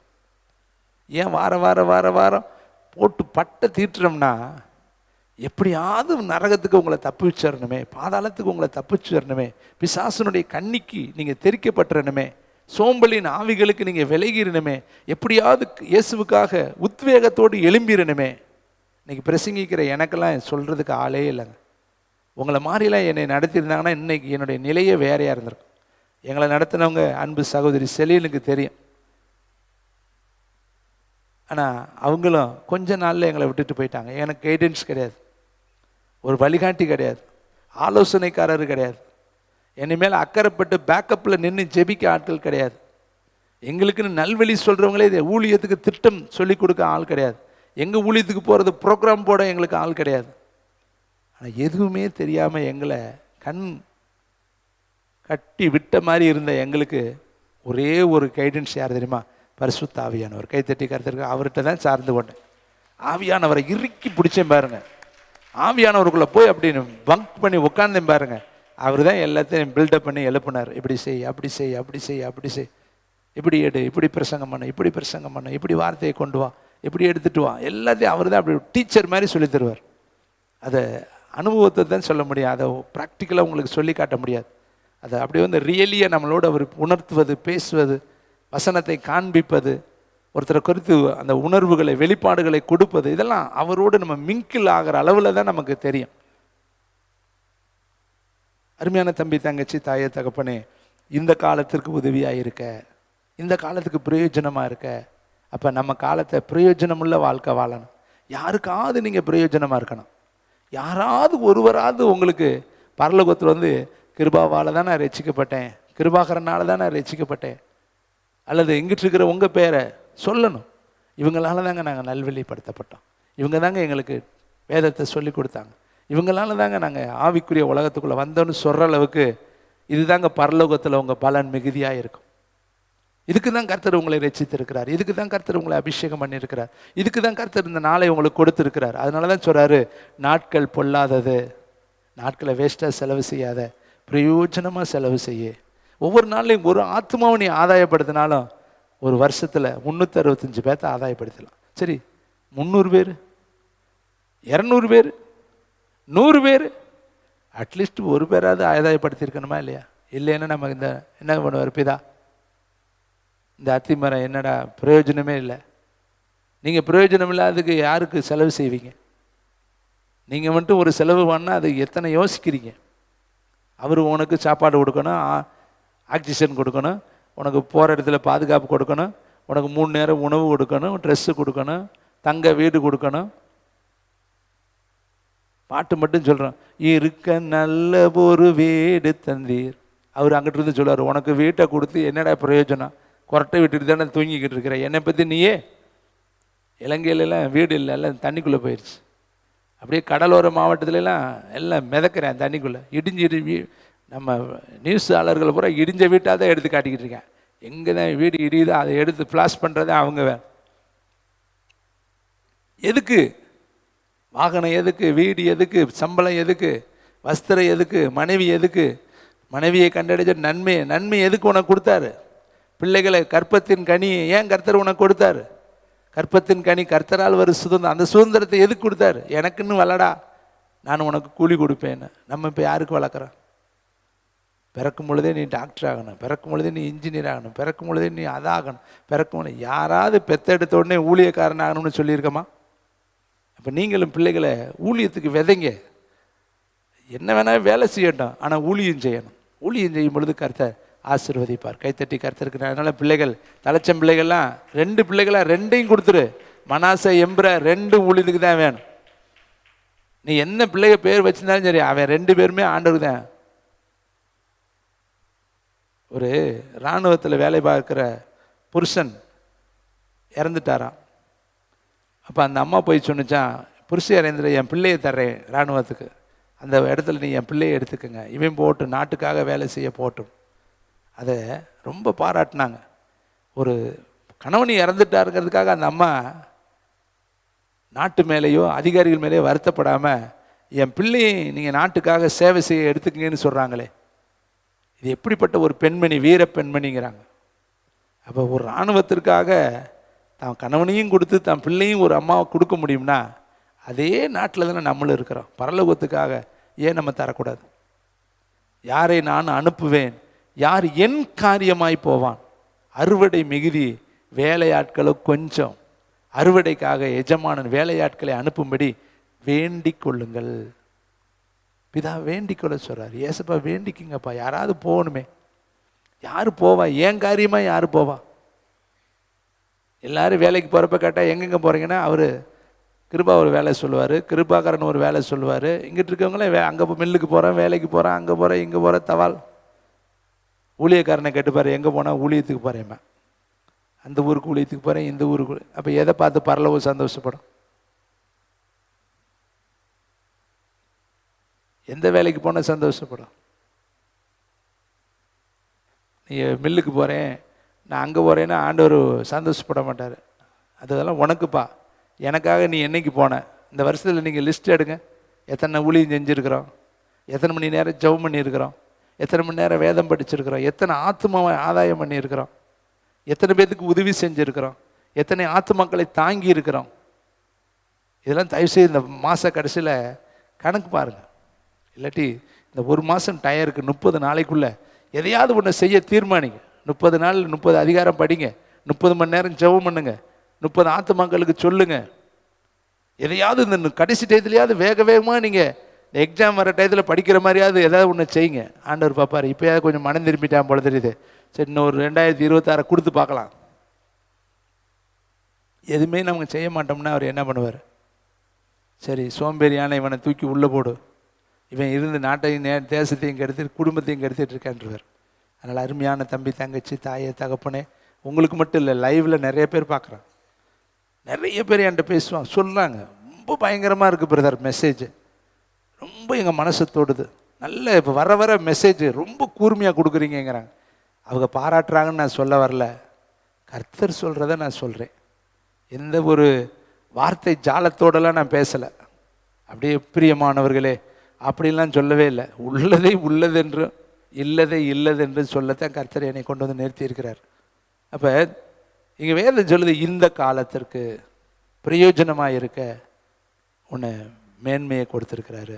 இன்னொரு வசனத்தை வாசிக்கலாமா? யாத்திரையாகம புஸ்தகம் 17ஆம் அதிகாரம் 9ஆம் வசனம். தேங்க்யூ வண்டர்ஃபுல் த ஹோலி ஸ்பிரிட். 92வது பக்கம் என்று நினைக்கிறேன். ஹல்லேலூயா, பிரைஸ் காட் ஜீசஸ். யாத்திரையாகமம் 17ஆம் அதிகாரம் 9ஆம் வசனம். அப்பொழுது மோசே யோசுவாவை நோக்கி, நீ நமக்காக மனிதர்களை தெரிந்து கொண்டு புறப்பட்டு அமலேக்கரோடு, இதோடு நிறுத்துங்க. இப்போ யுத்தம் பண்ணுறது யார்? யோசுவா. ஈஸியான வேலையா கஷ்டமான வேலையா? சண்டை போடுறான்னு சொல்கிறார். சண்டை போடுறான்னு சொன்னால் எதிர்த்து எத்தனை அம்பு வரும், எத்தனை ஈட்டி வரும், எத்தனை கேடயம் வரும், எத்தனை அடி விழுகும், எத்தனை மிதி விழுகும், எங்கே மண்டை வெட்டும், கை வெட்டும், கால் வெட்டும், எங்கே ரத்தம் வரும் தெரியவே தெரியாது. அப்போ இந்த ஊழியம் கஷ்டமான ஊழியம், யுத்தம் பண்ணுற ஊழியம். அதனால தான் ஜபத்துக்கு இங்கே பார்த்தீங்கன்னா நம்ம பிள்ளைகள்கிட்ட சொல்லும் பொழுதே சொல்லுவேன், இது யுத்த ஜபம், கவனமாக பண்ணுங்க. பாதாளத்தோடு யுத்தம், நரகத்தோடு யுத்தம், விக்கிரகத்தோடு யுத்தம், சூனியத்தோடு, மந்திரத்தோடு, ஏவலோடு யுத்தம், அந்தகாரத்தோடு யுத்தம். எல்லாரும் யுத்தம் பண்ண முடியாது. அனுபவம் இல்லாமல் யுத்தம் பண்ணணும்னா நமக்கு பட்டையை தெரிந்து நம்மளே வெட்டிக்குவோம். யுத்தம் பண்ணுறதுக்கு முன்னாடி நம்முடைய அணிகலன்களை அழிந்திருக்கணும். கண்ணில், மனதில், இடுப்பில், காலில், கையில், மார்பில் எல்லா ஆயுதங்களையும் அணிஞ்சு தான் நம்ம யுத்தம் பண்ணணும். ஏன்னா யுத்தத்துக்கு போகிறவன் எங்கே கேப் இருக்கோ அங்கே எதிரி நம்மளை தாக்கிடுவேன். அப்போ ஜெபிக்கிறவங்க இந்த பிள்ளைகளை கூப்பிட்றோம்னா அவங்க ரொம்ப கரெக்டாக வரணும். அவங்க வீக்காக இருந்தாங்கன்னா பிசாசு ஈஸியாக தட்டிடுவேன். அவனால என்னையை வெற்றி கட்டுறியா நீயே, எனக்கு விரோதமாக ஜெபிக்கிறியா நீயே, என்னைய பாதாளத்தில் போகணுன்னு சொல்றியா நீன்னு அவன் எலும்பி நிற்பேன். அப்போ ஜெபிக்கிற ஊழியம் எவ்வளோ கஷ்டமான ஊழியம். அவங்க நினைக்கிறாங்க நம்மளெல்லாம் கூப்பிட மாட்டேங்கிறாருன்னு. கரெக்டாக இருந்தால் எல்லாரையும் தாங்க கூப்பிடுவோம். நீங்கள் அந்த அப்பியாசத்தோடு வந்துடுங்க, உங்களுக்கும் அந்த ஊழியம் கொடுக்கப்படும். எல்லாரையும் ஜெபிக்க வைக்கத்தானே நாங்கள் இருக்கிறோம். ஒவ்வொன்றுக்கும் ஒரு என்ன இருக்குன்னு தற்காப்பு இருக்குது. அந்த தற்காப்போடு நம்ம இருந்தால் தான் அந்த ஊழியத்தை நம்ம செய்ய முடியும். அருமையான தம்பி தங்கச்சி தாயை தகப்பனே, இப்போ யோசுவாவுக்கு கொடுத்த ஊழியம் எவ்வளோ கஷ்டமான ஊழியம். ஃபீல்டில் போய் அவன் வேலை செய்யும். இப்படி வெட்டிக்கிட்டு இருப்பேன், பின்னாடி ஒருத்தன் வந்துடுவேன், இப்படி வெட்டிக்கிட்டு இருப்பேன், இங்கிட்டு ஒருத்தன் வந்துடுவேன். எல்லா பக்கமும் சுற்றி சுற்றி ஆயுதங்கள் வந்துக்கிட்டே இருக்கான். அப்போ இந்த இடத்துல இருக்கிறவனுக்கு ஓய்வு என்பதே கிடையாது. கையில் தான் வேலை, காலில் தான் வேலை. தண்ணி தாக வரும், மயக்கம் வரும், வேர்க்கும், கிறுகிறுப்பு வரும். எங்கே போய் உட்கார்றது? யுத்த காலத்தில் உட்கார முடியாது. உடம்புல இருக்கிற முழு பலத்தை பயன்படுத்தி அவன் சண்டை போடணும். அப்போ அந்த சண்டை 5 மணி நேரம்னா 5 மணி நேரம் ரெஸ்ட்டே கிடையாது. 3 மணி நேரம்னா 3 மணி நேரம் நோ ரெஸ்ட். அப்படியே 3 மணி நேரமும் கால் கையில் தீவிரமாக இருக்கணும், மைண்டு கரெக்டாக இருக்கணும். அங்கிட்டு இங்கிட்டு வேடிக்கை பார்க்க முடியும். அங்கிட்டு வேடிக்கை பார்த்தா போட்டுருவேன், எவன் எங்கிட்ட குத்துவேன்னே தெரியாது. அப்போ அதான் யுத்தம். சரி, அவன் யுத்தம் பண்ணுறேன். மோசே என்ன சொல்கிறாரு பாருங்க, நாளைக்கு நான் மலை உச்சியிலே தேவனுடைய கோலை என் கையில் பிடித்து கொண்டு உட்கார்ந்திருப்பேன். அப்படியா இருக்கு? என்னன்னு இருக்கு? இவன் எப்போ சண்டை முடிக்கிறத அவன் உட்கார்றது, அது வரையும் அவன் நிற்பேன், கோலை தூக்கி பிடிச்சிக்கிட்டு நிற்கிறேன். அப்போ இவன் ஊழியமும் சாதாரண ஊழியமா? இவனாவது அங்கிட்டு இங்கிட்டு ஓடலாம், ஒடியாரலாம். ஆனால் இவன் கோலை பிடிச்சிக்கிட்டு இப்படியே நிற்கணும். எங்கள் தூக்கி நீங்கள் நின்று பாருங்கள். 10 நிமிஷம் உங்கள் கையை தூக்கிட்டீங்கன்னா நான் பாராட்டுறேன். 15 நிமிஷம் நீங்கள் தூக்கிட்டீங்கன்னா உங்களை ரொம்ப ரொம்ப நான் பாராட்டுறேன். தூக்க முடியாதுங்க, கையை தூக்கவே முடியாது. கொஞ்சம் நேரம் தூக்கணுன்னே தானாக கையை கிளவு. அதில் ஒரு பொருளை தூக்குறது, குச்சியை தூக்கி பிடிக்கிறது. வேதம் சொல்லுது கைகள் அசந்து போயிடுச்சு. ஏன்னா இப்போ வச்சான் கையை. வசனத்தை வாசிங்க. வசனத்தை சொல்லுமா? 12. ஒரு நிமிஷம் நிப்பாட்டுமா. அசப்பு கைக்கு மட்டும்தான் வருமா? மனசில் வரும், உணர்வில் வரும், காலில் வரும், ஊழியத்தில் வரும், ஜபத்தில் வரும், பொருளாதாரத்தில் வரும், எல்லாத்துலேயுமே அசதல் வரும். மோசே கைகள் என்ன அசந்து போயிட்டு அப்படின்னா வெள்ளநற்று போச்சு. தூக்கி பிடிச்சி கை அப்படியே நடுங்குது, காலெலாம் நடுங்குது. நின்றுக்கிட்டே இருக்கேன். எம்பிட்டு நேரம் நிற்பேன்? அதுக்கு மேலே அவனால் நிற்க முடியல. சண்டை அங்கே அவன் சண்டை போட்டுக்கிட்டே இருக்கேன், அவன் நின்றுக்கிட்டே இருக்கேன். தூக்கி நிற்கிறேன், ஸ்டாண்டப் ஃபுல்லாக நிற்கிறேன், ஸ்டாண்டிங்கில் நிற்கிறேன். கால் விரல் வலிக்குது. இப்போ நான் நிற்கிறேன் பாருங்க, நீங்களாம் உட்காந்துருக்கிறேன், ராஜகுமார்த்திகள்லாம் உட்காந்துருக்கிறீங்க. பணிவிடைக்காரனாகிய நான் காலையிலையும் நின்னேன், இப்பயும் நின்னேன். நான் பார்த்துருக்கிறேன், அங்கிட்டு இங்கிட்டு நகண்டுக்கிட்டே இருக்கிறேன். கவனிக்கிறீங்களா? குதிங்கால் வலிக்குது, நிற்க முடியல. அதுக்கு இந்த பேலன்ஸ் பண்ணுவேன். அப்போ எனக்கு தெரியும் நிற்க முடியல. சமயத்தில் அப்படியே கிறுக்கு தட்டம். ஏன்னா சரீரத்தில் பல விதமான பலகீனம் இருக்குது. தூக்க கெடுதி வேறு. 12:15 இருந்து இன்னும் தூங்கலை. அப்படியே என்னை அறியாமல் எங்கெங்கேயோ போகும். ஆனால் நிற்கணும் நான். அதில் கரெக்டாக தலைப்பு மாறாமல் பேசணும். லைவ்லேயும் இருக்கிறேன். அப்போ எவ்வளவு கான்சன்ட்ரேஷன் நான் பண்ணிக்கிட்டே இருக்கணும். உங்களையும் நான் கவனிக்கணும். அங்கே இருக்கிற டிஸ்டர்பன்ஸு நிறையா இருக்கும். அதையும் நான் கவனித்து உள்வாங்கிக்கிட்டு அதை நான் ப்ளஸ் பண்ணக்கூடாது. அதை குறித்து நான் சிந்திச்சேன்னா போச்சு, வார்த்தை தடுமாறும். அப்போ இவர் எம்பிட்டு நேரம் நிற்பார்? 120 வயசு அந்த இடத்துல அவர் போகிறப்ப 80 வயசுக்கு தான் அழைச்சார். 100 வயசாவது இருக்கும்னு வச்சுக்கலாம், இல்லாட்டி 90 வயசாவது இருக்கும். இப்போ இப்படியே எம்பிட்டு நேரம் நிற்பார் 90 வயசுக்காரர்? அசந்து போயிட்டு கை. அப்போ இவர் தூக்குனா அங்கே ஜெயிக்கிறாங்க, இறக்குனா தோத்துடுறாங்க. அப்போ ரகசியம் எங்கே இருக்குது? ஏன் ஜெபம் நடத்துகிறேன்? ஜெபம் எல்லோரும் கேட்குறாங்க, ஜெபம்.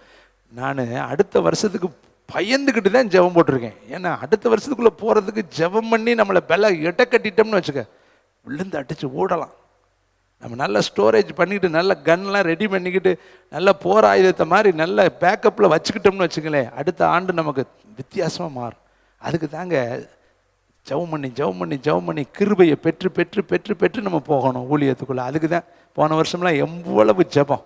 அதுதாங்க இந்த வருஷத்தில் 11 மாதத்தில் 49ஆவது வாரத்துக்கு வந்துட்டோம். கை தட்டுங்க பார்க்கலாம். நம்ம பலத்தினால் அல்ல. போன வருஷம் விதைச்சோம், இந்த வருஷம் அறுக்கிறோம். இந்த வருஷம் விதைக்கிறோம், அடுத்த வருஷம் நம்ம என்ன செய்வோம்? அறுப்போம். அப்போ ஸ்டோரேஜ் பண்ணணும். ஒரு காலத்தில் நான் பண்ண ஜெபத்திற்கு அளவே கிடையாது, மணிக்கணக்கே கிடையாது, எண்ணவே முடியாது, என்னையாலே எனக்கே தெரியாது. காலையில் அந்த காட்டுக்குள்ளே போவேன், 11 மணி 12 மணி வரையும் ஜெபம் பண்ணுவேன். திரும்ப வந்துட்டு வீட்டில் 2 மணிக்கு போயிடுவேன். திரும்ப பார்த்தா நைட்டு வரையும் ஜெபம் பண்ணுவேன். ஒரு கிராமத்துக்கு போவேன், ஒரு ஊழியத்தை செய்வேன், திருப்பி வருவேன், திருப்பி போவேன். இதே வேலை தான். மிட் நைட்டில் வந்தீங்கன்னா வேதத்தை படிச்சுக்கிட்டு இருப்பேன், நைட்டில் ஜெபம் பண்ணுவேன், பகலில் ஜெபம் பண்ணுவேன், கணக்கே இருக்காது. திடீர்னு வாரத்தில் 2 நாளைக்கு, ஒரு நாளைக்கு பாஸ்டிங் இருப்பேன். புதன்கிழமை பாஸ்டிங் இருப்பேன், வெள்ளிக்கிழமை பாஸ்டிங் இருப்பேன், சனிக்கிழமை ஆட்டோமேட்டிக் பாஸ்டிங், ஞாயிற்றுக்கிழமை automatic fasting. Fasting fasting fasting fasting அப்படியெல்லாம் தாங்க இந்த ஊழியம் கட்டப்பட்டுச்சு. அந்த ரத்தத்தில் தான், அந்த தியாகத்தில் தான், அந்த அர்ப்பணிப்பில் தான் கர்த்தர் இதை பில்டப் பண்ணி எழுப்பினார். இப்போ உங்கள் எல்லாருடைய பிரயாசத்தில் அதை அப்படியே டெவலப் பண்ணி மேலே கொண்டு வந்துட்டார். கைத்தட்டி அப்போ பின்னாடி என்ன இருக்குது? கைத்தட்டி கர்த்தருக்கு நன்றி சொல்லுவோமா? அதுக்கு தாங்க ஜெபம் பண்ண சொல்கிறேன், அதுக்கு தாங்க உங்களை கூப்பிட்றோம், அதுக்கு தாங்க இவ்வளோ ஜெபம். இப்போ உங்கள் பேங்க்கில் அக்கௌண்ட்டில் நிறையா போட்டு வச்சுருந்தீங்கன்னு வச்சிங்களே, எடுத்து செலவழிக்கலாம்ல? சேர்த்து வச்சா தானே செலவழிக்க முடியும். சேர்த்து வைக்காட்டி எப்படி செலவழிக்கும்? 7 வருஷம் பஞ்சம் வரப்போகிறதுக்கு முன்னாடியே 7 வருஷம் சேர்த்தானே. 5 மடங்கு கொண்டு வந்து வைங்கடா, 2 மடங்கு நீங்கள் வச்சுக்கோங்க. 7 மடங்கில் 5 மடங்கு கொடுத்துருங்க, 2 மடங்கு சாப்பிடுங்க. ஏன்னா 7 வருஷம் பஞ்சம் வரப்போகுது. அப்போ இதில் இருந்து நான் எடுத்து உங்களுக்கு என்ன செய்கிறேன், தர்றேன். அப்போ கர்த்தர் எவ்வளோ பிளானை கொடுக்குறாரு பாரு. 7 வருஷம் செழிப்பை கொடுத்து சேர்க்க சொல்லி 7 வருஷம் பஞ்சத்தை இதை வச்சு போஷிக்க சொல்கிறார். அப்போ நமக்கு அடுத்த வருஷத்துக்கு தேவையானதை இந்த வருஷமே என்ன, எறும்புகிட்ட போய் அதனுடைய புத்தியை கற்றுக்கள். அதுக்கு எஜமானனும் தலைவனும் காரியதரிசியும் ஒருத்தரும் இல்லாவிட்டாலும் தன்னுடைய வேலையை அது கரெக்டாக சேர்த்து மழை காலத்துக்கு சேர்த்து வைக்குது. அதுகிட்ட போய் புத்தியை கற்றுக்கள். அது கரெக்டாக போகுது பார்த்தீங்களா? கரெக்டாக போய் சுறுசுறுப்பாக வேலை செய்யும். அதுக்கிட்ட போய் நீ கற்றுக்க. இதை கேட்குற தம்பி தங்கச்சி, எங்கள் வேத சொல்லப்படுது, மோசே கையை தூக்கிக்கிட்டே இருக்கார். ஒருத்தன் சண்டை போட்டுக்கிட்டு, அப்போ அவன் ஊழியம் வேற, இவன் ஊழியம் வேறு, உன் ஊழியம் வேற, என் ஊழியம் வேறு. நான் தான் பிரசங்கம் பண்ணணும், நீ தான் ஜெபம் பண்ணணும், நீ தான் பாட்டு படிக்கணும், நீ தான் ஆலயத்தை சுற்றி இருக்கணும். ஒவ்வொருத்தருக்கும் ஒரு ஊழியம். அந்தந்த ஊழியத்தை அவங்கவுங்க தான் என்ன செய்யணும். இப்போ மோசை போய் சண்டை போட்டால் யார் தூக்கி பிடிக்கிறது? இப்போ கை அசரும் பொழுது அங்கே 2 பேர் சப்ஸ்டிட் போயிருக்கிறேன். யார்? ஆரோனும் ஊரும். மோசையின் கைகள் அசந்து போயிட்டு, அப்பொழுது அவர்கள் கல்லை கொண்டு வந்து அவன் கீழே வைத்தார்கள், அதன் மேல் உட்கார்ந்தான். இப்போ தான் உட்கார்றேன், ஏன்னா அசந்து போச்சு, இனிமேல் நிற்க முடியாது, நின்னா கீழே விழுந்துட்டேன். உட்கார வச்சுட்டு ஆரோனும் ஊரும் ஒருவன் ஒரு பக்கத்திலும் ஒருவன் மறுபக்கத்திலும் இருந்து அவன் கைகளை தாங்கினார்கள். இவ்விதமாய் அவன் கைகள் சூரியன் அஸ்தமிக்கும் வரைக்கும், கைத்தட்டுங்க, ஒரே நிலையில் இருந்தது. யோசுவா அமலேக்கையும் அவன் ஜனங்களையும் பட்டய கருக்கினாலே கைத்தட்டுங்க.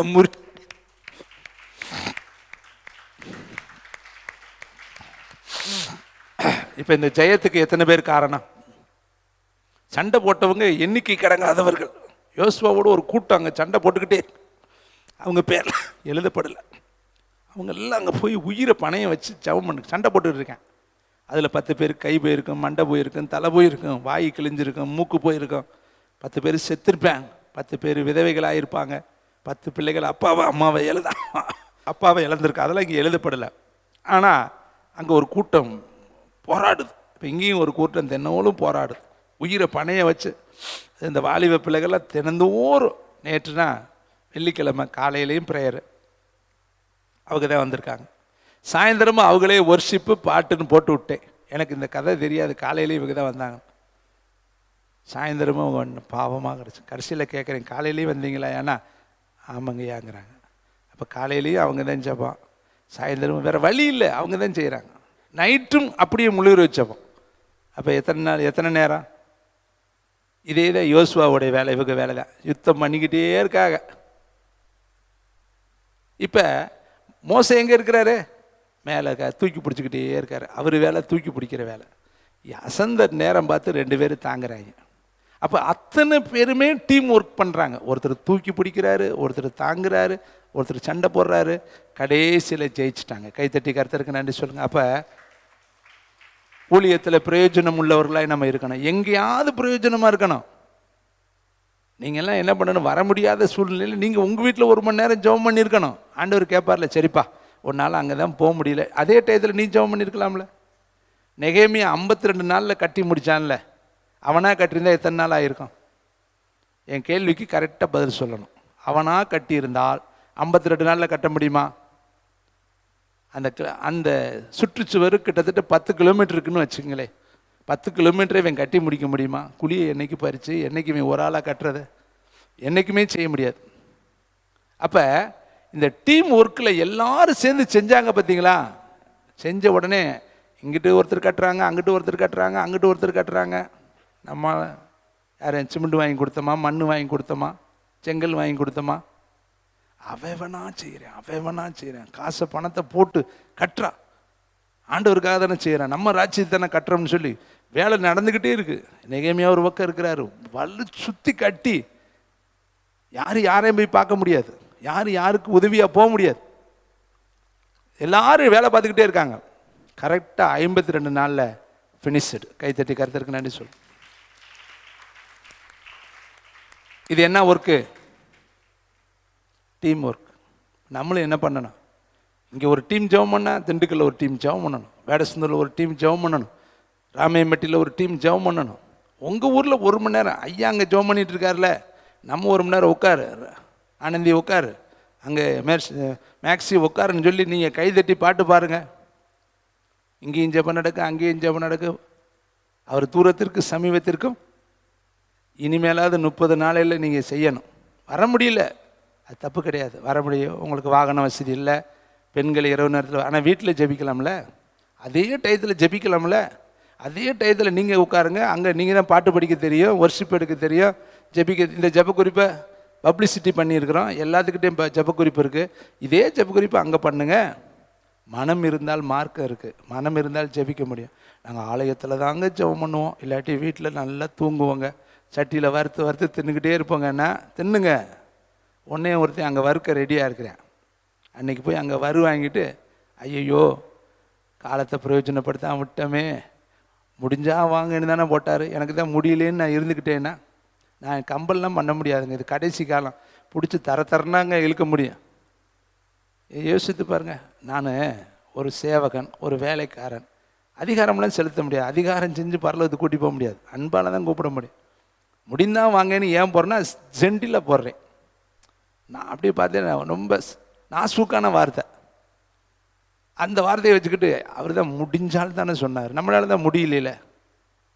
அப்படின்னா நியாயம் இருக்கிற ஒருத்தர் இருக்கிறாரு, அது நியாய தீர்ப்பில் நீங்கள் வந்து பதில் சொல்லணும். ஏப்போ உனக்கு முடியல, வீட்டில் உனக்கு கறி 1 கிலோ எடுக்க தெரியும், வறுக்க தெரியும், பிள்ளைகளுக்கு கொடுக்க தெரியும், திங்க தெரியும், டிவி பார்க்க தெரியும், செய்தி பார்க்க தெரியும், உட்காந்துருக்க தெரியும், ஊர் சுத்த தெரியும், செவத்துக்கு உனக்கு போக மனம் இல்லையா? காலத்தை உனக்கு பிரயோஜனப்படுத்த தெரியாதா? அங்கே உட்காந்து யாருக்கு ஜெபம் பண்ணிகிட்டு இருக்காங்க? எழுப்புதலுக்கு தானே ஜெபம் பண்ணாங்க, பிரயாசப்பட்டாங்க, ஏன் நீ போகலேன்னு யார் கேட்பா? ஒரு எஸ்கார்டு வரும், ஒரு மிகாவேலை வீட்டுக்கு அனுப்புவார். ஒரு காலை பூமியில் வைப்பேன், ஒரு காலத்தை சமுத்திரத்தில் வைப்பேன், வாயில் ஒரு காலை வைப்பேன், வயிற்றில் ஒரு காலை வைப்பேன். அன்னைக்கு தான் ஐயோ ஐயோ ஐயோ போதகர் சொல்லி நான் கேளாமல் போனேனே, கொஞ்சம் குறைய எல்லா தீமைக்கும் நான் உள்ளானேனே என்று சொல்லி நம்ம சொல்ல வேண்டியது வரும். தேவனுடைய வார்த்தை எல்லாத்துக்கும் தாங்க வருது, நம்ம தாங்க அதை பற்றி பிடிச்சு கொள்ளணும். கடைசி காலங்க, ஏன் இவ்வளோ பிரயாசப்படுறோம், ஏன் இவ்வளோ அழுத்தம் கொடுக்குறோம்? வாங்க, கர்த்தர் உங்களை ஆசீர்வதிப்பார். கீழாகாமல் மேலாவீங்க, வாளாகாமல் தலையாவீங்க, 1000 மடங்கு உங்களை ஆசீர்வதிக்க, நீ போகையிலும் ஆசீர்வதிக்கப்பட்டு இப்படி சொன்னாலும் ஏற்றுக்கிட்டு போயிடுவீங்க. நல்லா குழுக்குழுன்னு இருக்கும் மனசு. ஐயா சொல்லிட்டாரா, போகையிலே ஆசீர்வதிப்பாங்க. ஆனால் பின்னாடி எழுதி இருக்குது சாபம், என் வார்த்தைக்கு நீ செவி கொடுக்காவிட்டால் நீ போகையிலும் சபிக்கப்பட்டிருப்பாய், வருகையிலும் சபிக்கப்பட்டிருப்பாய், உன் ஆடு சபிக்கப்பட்டிருக்கும், மாடு சபிக்கப்பட்டிருக்கு, தொட்டி சபிக்கப்பட்டிருக்கும், ஒரு வழியாய் வர்றவங்க 9 வழியாக வருவாங்க. இதெல்லாம் இருக்குது, அதுலேயே பின்னாடி பக்கம் இருக்குது. நம்ம முன்னாடி பக்கத்தை பார்க்குற, பின்னாடி பக்கத்தை பார்க்கல. அதனால் அருமையான இந்த கடைசி 1 மாதம் உங்களுக்கு எச்சரிப்பின் மாதம். தயவு செய்து இங்கே வர முடியலையா, வீட்டில் ஜெபம் பண்ணு. உன் வீட்டை ஜெப வீடாய் மாற்று, உன் வீட்டை துதி வீடாய் மாற்று, உன் வீட்டை கர்த்தருடைய யுத்த வீடாய் மாற்று. உட்கார்ந்த இடத்துல உட்காந்து ஆராதி. எந்த மலையில், இமயமலையில் இருக்கவே ஜெபிக்கிறேன். அங்கே பார்த்தா நேற்று தண்ணிக்குள்ளே நிற்கிறேன், அங்கே பார்த்தா இங்கே இடுப்புக்குள்ளே தண்ணி நிற்குது. அவன் இன்னைக்கு கை தட்டி பாட்டு தண்ணிக்குள்ளே நின்று மேலே எல்லாம் இடிஞ்சு போச்சு, ஒன்றுமே இல்லை. ஆனால் கர்த்தரை மகிமைப்படுத்தி கை தட்டி பாட்டு அவங்க சாக்கு போக்கு சொல்லலையே, ஆலையை இடிஞ்சு போச்சுன்னு சாக்கு சொல்லலை, தண்ணி நிற்குதுன்னு சாக்கு சொல்லலை, உட்கார்றதுக்கு பெஞ்சில் சாக்கு சொல்லலை. என்னன்னாலும் சரி, நாங்கள் துதிப்போம், நாங்கள் கை தட்டுவோம், நாங்கள் பாட்டு பாடுவோம்னா அதை ஒருத்தர் எடுத்து போட்டேன். பாடுறா, இந்த பயகை இம்புட்டு நடந்தாலும் இன்னும் செபத்தை நிறுத்த மாட்டுறானே. நம்ம 6 வாரம் அங்கே தண்ணிக்குள்ளே நிற்கலையா, மலைக்குள்ளே நிற்கலையா, கொடையை பிடிச்சிட்டு நிற்கலையா? அதை பார்த்து தான் கர்த்தர் இன்னைக்கு இவ்வளோ பெரிய ஆசீர்வாதத்தை நம்ம கொடுத்துருக்குறேன். அடுத்து நான் 2-3 சம்பவத்தை நான் டக்குன்னு சொல்லி முடிக்கிறேன். மத்தேயு 26:7 எடுப்போம். மத்தேயு 26:7. ஒரு ஸ்திரீ விலையேற பெற்ற ஆமென் ஒரு ஸ்திரீ விலையேற பெற்ற பரிமள தைலமுள்ள வெள்ளைக்கல் பரணியை கொண்டு வந்து அவர் போஜன பந்தி இருக்கும் பொழுது அந்த தைலத்தை அவள் சிரசின் மேல்,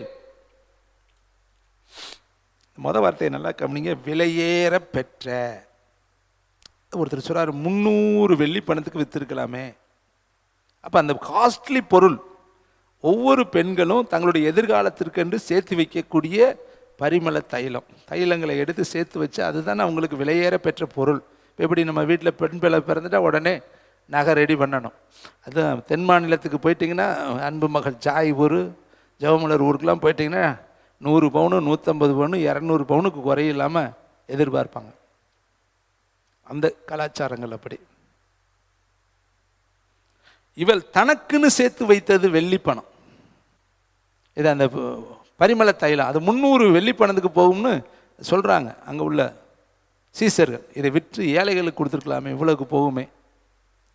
அவ்வளவு பொருள், காஸ்ட்லியான பொருளை கொண்டு வந்து சிரசில் ஊற்றினாள். அப்போ தரையில் ஊற்றிட்டா, ஏசு தல்லில் ஊற்றுறா, அது அப்படியே அவரோட உடம்புலாம் நனைஞ்சு கீழே போயிடுச்சு, வேஸ்ட் ஆயிடுச்சு. மற்றவங்களாம் சொல்கிறாங்க, விரயம் பண்ணிட்டியம்மா, இது எம்புட்டு காசு, எவ்வளோ பெருசு. அவங்களுக்கு அது விரயமாக தெரியுது, ஆனால் அவளுக்கு அது மகிமையாக தெரிஞ்சிச்சு. கைத்தட்டி கர்த்தருக்கு நன்றி சொல்லுங்க. எனக்கு உள்ளதை ஏசு தலையிலையாவது ஊத்துறேன், என் வாசனை அவர் மேலே வீசட்டு, என் மேலே வீச வேண்டிய தைல வாட அவர் மேலே வீசட்டும். ஏசு அவளை எப்படி பாராட்டினார் தெரியுமா? 12ஆம் வசனம், இவள் இந்த தைலத்தை என் சரீரத்தின் மேல் ஊற்றினது என்னை அடக்கம் பண்ணுவதற்கு எத்தனமான செய்கையாக இருக்கிறது. இந்த சுவிசேஷம் உலகத்தில் எங்கெங்கு பிரசங்கிக்கப்படுமோ அங்கெல்லாம் இவளை நினைப்பதற்காக இவள் செய்ததும் சொல்லப்படும் என்று மெய்யாகவே உங்களுக்கு சொல்கிறேன். இன்னும் ஒரு வார்த்தையை சொல்கிறாரு பாருங்களே, 10வது வசனம். இயேசு அதை அறிந்த அவர்களை நோக்கி, நீங்கள் இந்த ஸ்திரியை ஏன் தொந்தரவு படுத்துகிறீர்கள்? கை தட்டுங்க. என்னிடத்தில் நற்கிரிகையை, இவ்வளோதானே தட்டு, நல்ல கிரியை செஞ்சாப்பா. நீங்கள் இவளை व्यசனமாக பார்க்குறீங்க, व्यசனப்படுத்துறீங்க, வருத்தப்படுத்துறீங்க, துக்கப்படுத்துறீங்க. அவள் யதார்த்தம் ஊற்றிட்ட, நீ போய் சொல்கிறிய 300 பணத்துக்கு போகணும்னு சொல்லி அவளை மனசு கிளேசப்படுத்துறியே. இல்லையா? நற்கிரியை செய்தால். அப்போ காலத்தை இவ என்ன பண்ணிட்டா, சமயத்தை கரெக்டாக பிடிச்சிட்டாப்பார். ஏசு அங்கே வந்திருக்கிறது இவ வீட்டுக்கு வரல, பக்கத்து வீட்டுக்கு வந்திருக்கார். அவர் வந்திருக்கிறது தெரிஞ்சுட்டு இவ ஓடுறா. ஓடும் பொழுது என்ன எடுத்துகிட்டு போகலாம், இயேசுக்கு என்ன கொண்டு போகலாம், நம்ம எப்படி போகிறது? அங்கே சவுலு அவங்களுடைய அப்புநேயரும் சொல்கிறாங்க, தீர்க்கதரிசியை பார்க்க எப்படி வெறுங்கையோடு போகிறது, நம்மகிட்ட ஒன்றுமே இல்லையே. அப்போ அவன் சொல்கிறான், என்கிட்ட கொஞ்சம் இருக்குது, கூட எடுத்துகிட்டு போகலாம். அப்போ தீர்க்கதரிசியை பார்க்க போனாலே சும்மா போகக்கூடாதுன்னா, இவ இயேசுவை பார்க்கறதுக்கு என்னத்தை கொண்டுட்டு போகலான்னு பார்த்துருப்பா. அவரை போய் எப்படி நான் வெறுங்கையோடு பார்க்கறதுன்னு அவள் மனசில் பட்டிருக்கோம். நமக்குன்னு சேர்த்து வச்சதை எடுத்து கொண்டு கொடுத்துடலாம், நமக்குன்னு இருக்கிற எதிர்காலத்துக்கு நம்ம வச்சிருக்கிறத கொண்டு கொடுக்கலான்னு சொல்லி எடுத்து கொண்டு போய் கையில் கொடுக்கல, சிரசில் ஊற்றினாள். கைத்தட்டுங்க பார்க்கலாம். கர்த்தர் சொல்றாரு, என்னை அடக்கம் பண்ணுவதற்கு எத்தனமான செய்கை இவள் செய்திருக்கிறாள், இவளை தொந்தரவுப்படுத்தாதீர்கள், நற்கிரிகளை செய்திருக்கிறாள். இந்த சுவிசேஷம் உலகத்தில் எங்கெங்கு சொல்லப்படுமோ அங்கெல்லாம் இவள் செய்ததும் என்ன சொல்லப்படும்? ஒரு நாள் ஊத்துனவளுக்கு இவ்வளவு பெரிய கிருபைனா, தினந்தோறும் உங்க இருதயத்தை ஊத்துங்க, உங்க உணர்வை ஊத்துங்க, உங்க ஆவியை ஊத்துங்க, உங்க பிரயாசத்தை ஊத்துங்க. உங்களை பற்றி பரலோகத்தில் ஒரு நாள் பலன் மிகுதியாக இருக்கும். எல்லா சீசர்களுக்கு மத்தியில் உங்களை கூப்பிட்டு அறிமுகப்படுத்துவார். கை தட்டுங்க. நீ கற்பனை பண்ணி பாருங்க, ஒரு நாள் நம்ம பரலோகத்தில் போகிறப்ப அங்கே எல்லா மூப்பர்களும் இருப்பாங்க, எல்லா பரிசுத்தவான்களும் இருப்பாங்க. எல்லாரையும் முன்னாடி உங்களை நீங்கள் தான் போவீங்க. அங்கே நீங்கள் தான் அன்றைக்கிங்க ஒலிம்பிக் தீவை மாதிரி நீங்கள் மட்டும்தான் உள்ளே போவீங்க. உங்களை உள்ளே கூப்பிடுவாங்க, என்ட்ரன்ஸில் போய் நிற்பீங்க. யோசித்து பாருங்கள், அங்கே தான் என்ட்ரன்ஸ், இங்கே ஏசப்பா இருப்பார். உள்ளே நீங்கள் நடந்து வருவீங்க. இதில் சீசர்கள் 12 பேர், பழைய ஏற்பாடு புதிய ஏற்பாடு, உனக்கு முன்னாடி போனவங்க, உறவுகள், சொந்தம் பந்தம்லாம் நிற்பாங்க. அப்போ உங்களை அறிமுகப்படுத்தி கூப்பிடணும். யார் வர்றது? என் மனவாட்டி வருது பார் அப்படி சொல்லுவார். உன் பெயரை சொல்லுவார். சொல்லி உன்னுடைய பிரயாசங்கள், உழைப்புகள், ஓட்டங்கள், கஷ்டங்கள், பாடுகள், நிந்தைகள், நீ அடிபட்டது, நீ ரத்த சிந்தினது எல்லாம் சொல்லி உன்னை வரவேற்கும் பொழுது அந்த பரலோகமே உன்னை கைத்தட்டி வரவேற்கும். அது எவ்வளோ மகிமையாக இருக்கும். அப்படி இல்லாமல் நீ போய் அங்கே நிற்கும் பொழுது உன்னை பற்றி எதுவுமே சொல்கிறதுக்கு ஒன்றுமே இல்லைன்னு வச்சுக்க, உன் நிலைமை எப்படி இருக்கும்? எவ்வளோ பரிதாபமாக இருக்கும். ஒருவேளை உறவுக்காரங்க அங்கே இருந்தால் சொல்லுவாங்களே, என்ன சொல்லுவாங்க? ஏம்மா எதுவுமே நீ செய்யலையா, உனக்கு நேரமே இல்லையா, என்னதான் நீ அப்படி பண்ணுன கேட்பாங்களா? கேட்க மாட்டான். நான் ஜெபம் பண்ணுறப்பெல்லாம், ஆண்டவரே நான் பரலோகத்துக்கு வந்தோடனே என் விசுவாசியெல்லாம் நான் முதல்ல பார்க்கணும். கேட்டிருக்கேன், எல்லாத்தையும் என்னை காட்டணும். ஏன்னா எத்தனை வயது போனேன் போல எனக்கு தெரியாது. எல்லா பேரும் தப்பி தவறி அங்கே போய் சேர்ந்துருக்கணும். எல்லா பேரும் இப்பயும் சொல்லுவேன், இவங்களெல்லாம் நான் பார்க்கணும் ஆண்டவரே, அவங்களெல்லாம் எனக்கு காட்டணும். நீங்கள் எனக்கு அது ரொம்ப ஆசையாக இருக்குது. ஏன்னா நான் வளர்த்த ஆடு என் பின்னாடி சுற்றினதெல்லாம் அங்கே இருக்கணும் இல்லையா, இல்லாட்டி நான் என்ன மேய்ப்பேன்?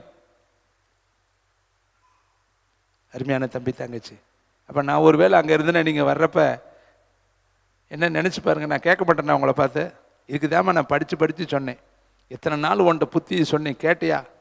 ஆண்டவர்கிட்ட சொல்லுவேன், நல்ல சவுக்கில் எடுத்து வெளுத்துங்க ஆண்டவர், இல்லாட்டி ஏன்ட்ட கொடுங்க, நானாவது வெளுத்துறேன். அங்கே தான் வெளுத்தமில்ல, இங்கே எவ்வளவு வாய்ப்புங்க, எவ்வளவு சந்தர்ப்பங்க, ஒன்று நாள் கொடுத்துக்கிட்டே இருக்கார். தருணத்தின் மேலே தருணம், வாய்ப்புகள் மேலே வாய்ப்புகள், இறக்கத்தின் மேலே இறக்கம், கிருபை மேலே கிருபை தந்துக்கிட்டே இருக்கார். சரி இப்போத்தான் அதுக்கு நம்ம சொல்கிறது கிரேஸுங்க, கிரேஸுங்க, கிரேஸுங்க. பேரே கிரேஸுன்னு வச்சுக்கிட்டே ஓட்டிக்கிட்டு இருக்கிறோம். கிரேஸ் எதுக்கு?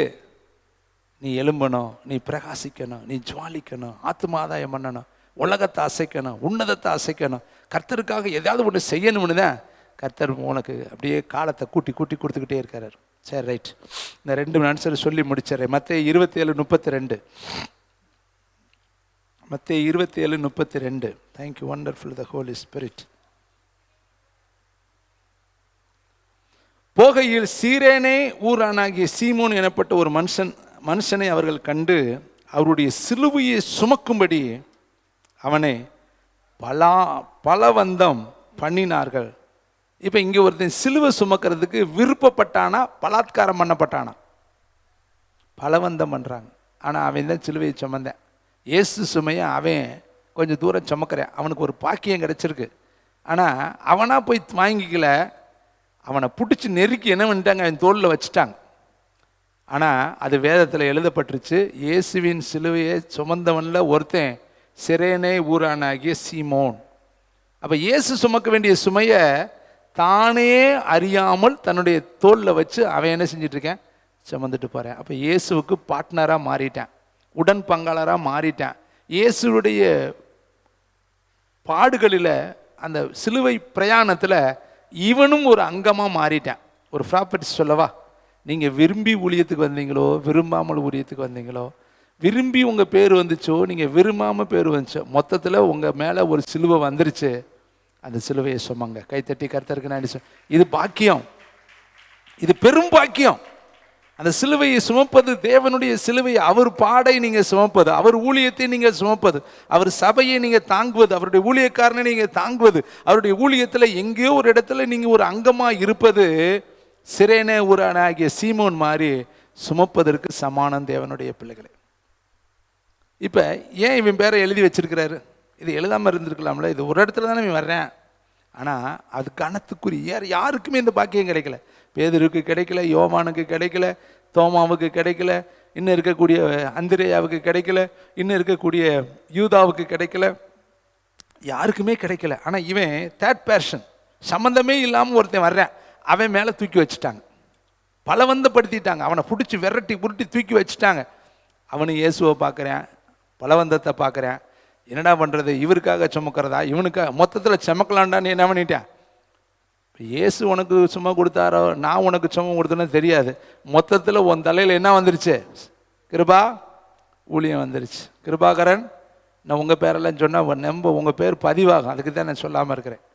உங்கள் தலையில் ஒரு பொறுப்பு வந்துருச்சுன்னா, தூக்குற பொறுப்புனா தூக்கு, சண்டை போடுற பொறுப்புனா சண்டை போடு, சமக்கிற பொறுப்புனா செம, தைலத்தை ஊற்றுற பொறுப்புனா தைலத்தை ஊற்று, சமைக்கிற பொறுப்புனா செம, கழுவுற பொறுப்புனா கழுவு. யாருக்காக? மொத்தத்தில் யாருக்காக? அதில் என்னக்கிட்டேயே சொல்கிறார், என்னையவே போடுறார், என்னையவே செய்கிறார். எவ்வளோ நாளைக்குங்க? ஒரு குறிப்பிட்ட காலத்துக்கு முன்னாடி அந்த நீங்கள் தேடினாலும் அந்த வாய்ப்பு கிடைக்காதுங்க. இன்னொரு ஆட்ட சிலுவை சுமக்க முடியுமா? இப்போ தாங்க சிலுவை சுமந்துட்டு போகிறார். இந்த டயத்தில் இவன் சுமந்தாத்தான். நான் நாளைக்கு வந்து சுமக்கிறேன்னா அவர் அங்கே இருக்க மாட்டார். நாளைக்கு வந்து நான் ஊற்றிக்கிறேன்னா அவர் அங்கே இருக்க மாட்டார். இன்றைக்கி தான் அந்த வீட்டில் இருக்கார், இப்போ தான் ஊற்றணும். இந்த ஊற்றுனதுனால தான் இவன் நற்கிரியை செய்தாள்னு சொல்லி உலகம் பூரா அவன் பேர் சொல்லப்பட்டுச்சு. இந்த நிமிஷம் இவன் சுமந்ததுனால தான் இவன் பேர் இங்கே எழுதப்பட்டுச்சு. லாசர் பேர் இருக்குது, ஐஸ்வர்யம் பாரு பேர் கிடையாது. வேதத்தில் நிறைய பேர்த்தோடைய பேர் இல்லை, ஆனால் இவன் பேரை எழுதி வச்சு விட்டார் பாருங்க, சிலுவை சுமந்தான். வேதத்தில் பரலோகம் அனுமதிக்காட்டி எழுத முடியாது, பரலோகம் அனுமதிச்சா தான் இந்த பேர் எழுதப்பட முடியும். அப்போ இயேசுவின் சிலுவையை, அவர் மாதிரி வேதனையை சுமந்த மனுஷன் இன்னொருத்தன் யாருன்னா சிரேன ஊராகிய சீமோன். பவுல் சொல்றாரு, இயேசுவை போல நான் சிலுவையில் அறையப்பட்டிருக்கேன், அவருடைய அச்சு அடையாளங்களை தரித்திருக்கிறேன்னு சொல்கிறேன். ஆனால் சிலுவை சுமந்தேன்னு அவன் சொல்லலை. ஆனால் இவன் சொல்லுவேன், ஒரு நாளைக்கு பரலோகத்தில் எல்லாரையும் கூப்பிட்டு நிப்பாட்டி இயேசுவின் சிலுவையை சுமந்தவன் யாரான்னு கேட்டால் எத்தனை பேர் எந்திரிப்பாங்க? கவுண்டிங் சொல்லுங்க. ஒரு ஆள் தான் எந்திரிக்க முடியும், அவனுக்கு மட்டும்தான் அந்த பாக்கியம். ஊழியத்தின் சுமையை எத்தனை பேர் சுமந்தீங்கன்னா நம்மெல்லாம் எந்திரிக்கலாம்.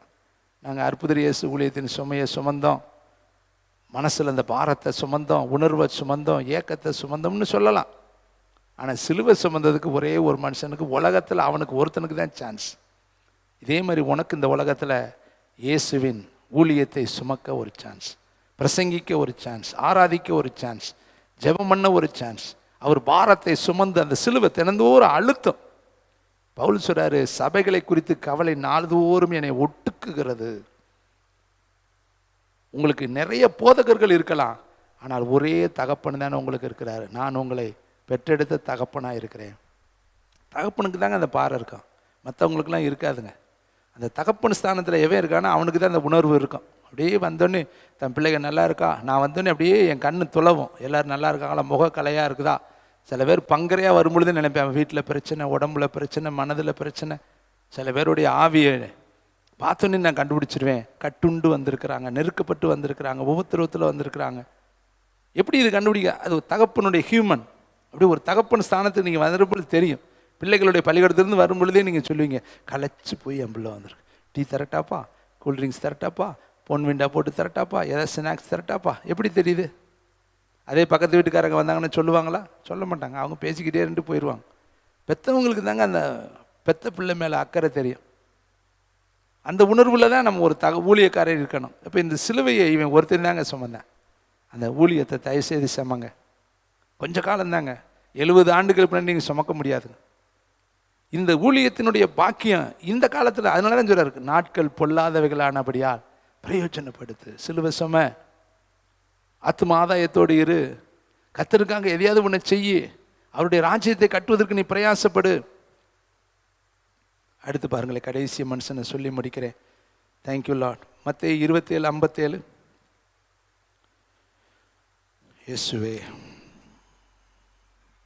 சாயங்காலம் ஆனபோது இயேசுவுக்கு சீசனும் ஐஸ்வர்யவானுமாய் இருந்த யோசேப்பு என்னும் பேர் கொண்ட அரிமத்தியா ஊரனாகி ஒரு மனுஷன் வந்து பிலாத்துவினிடத்தில் போய் இயேசுவின் சரீரத்தை கேட்டான். அப்பொழுது சரீரத்தை கொடுக்கும்படி பிலாத்து கட்டளையிட்டான். யோசேப்பு அந்த சரீரத்தை எடுத்து துய்ய தான மெல்லிய துப்பட்டியிலே சுற்றி, கைத்தட்டுங்க, தான் கண்மலையில் வெட்டி இருந்த தன்னுடைய புதிய கல்லறையில் அதை வைத்து, கல்லறையின் வாசலில் ஒரு பெரிய கல்லை புரட்டி வைத்து, சிங்குலரா புளூரலா? ஒரே நபர் தான் செஞ்சேன். இயேசுவுக்கு ஒரு கல்லறையை தனக்குன்னு வெட்டி வச்ச கல்லறை. நல்லா கவனிங்க, தன்னுடையதை.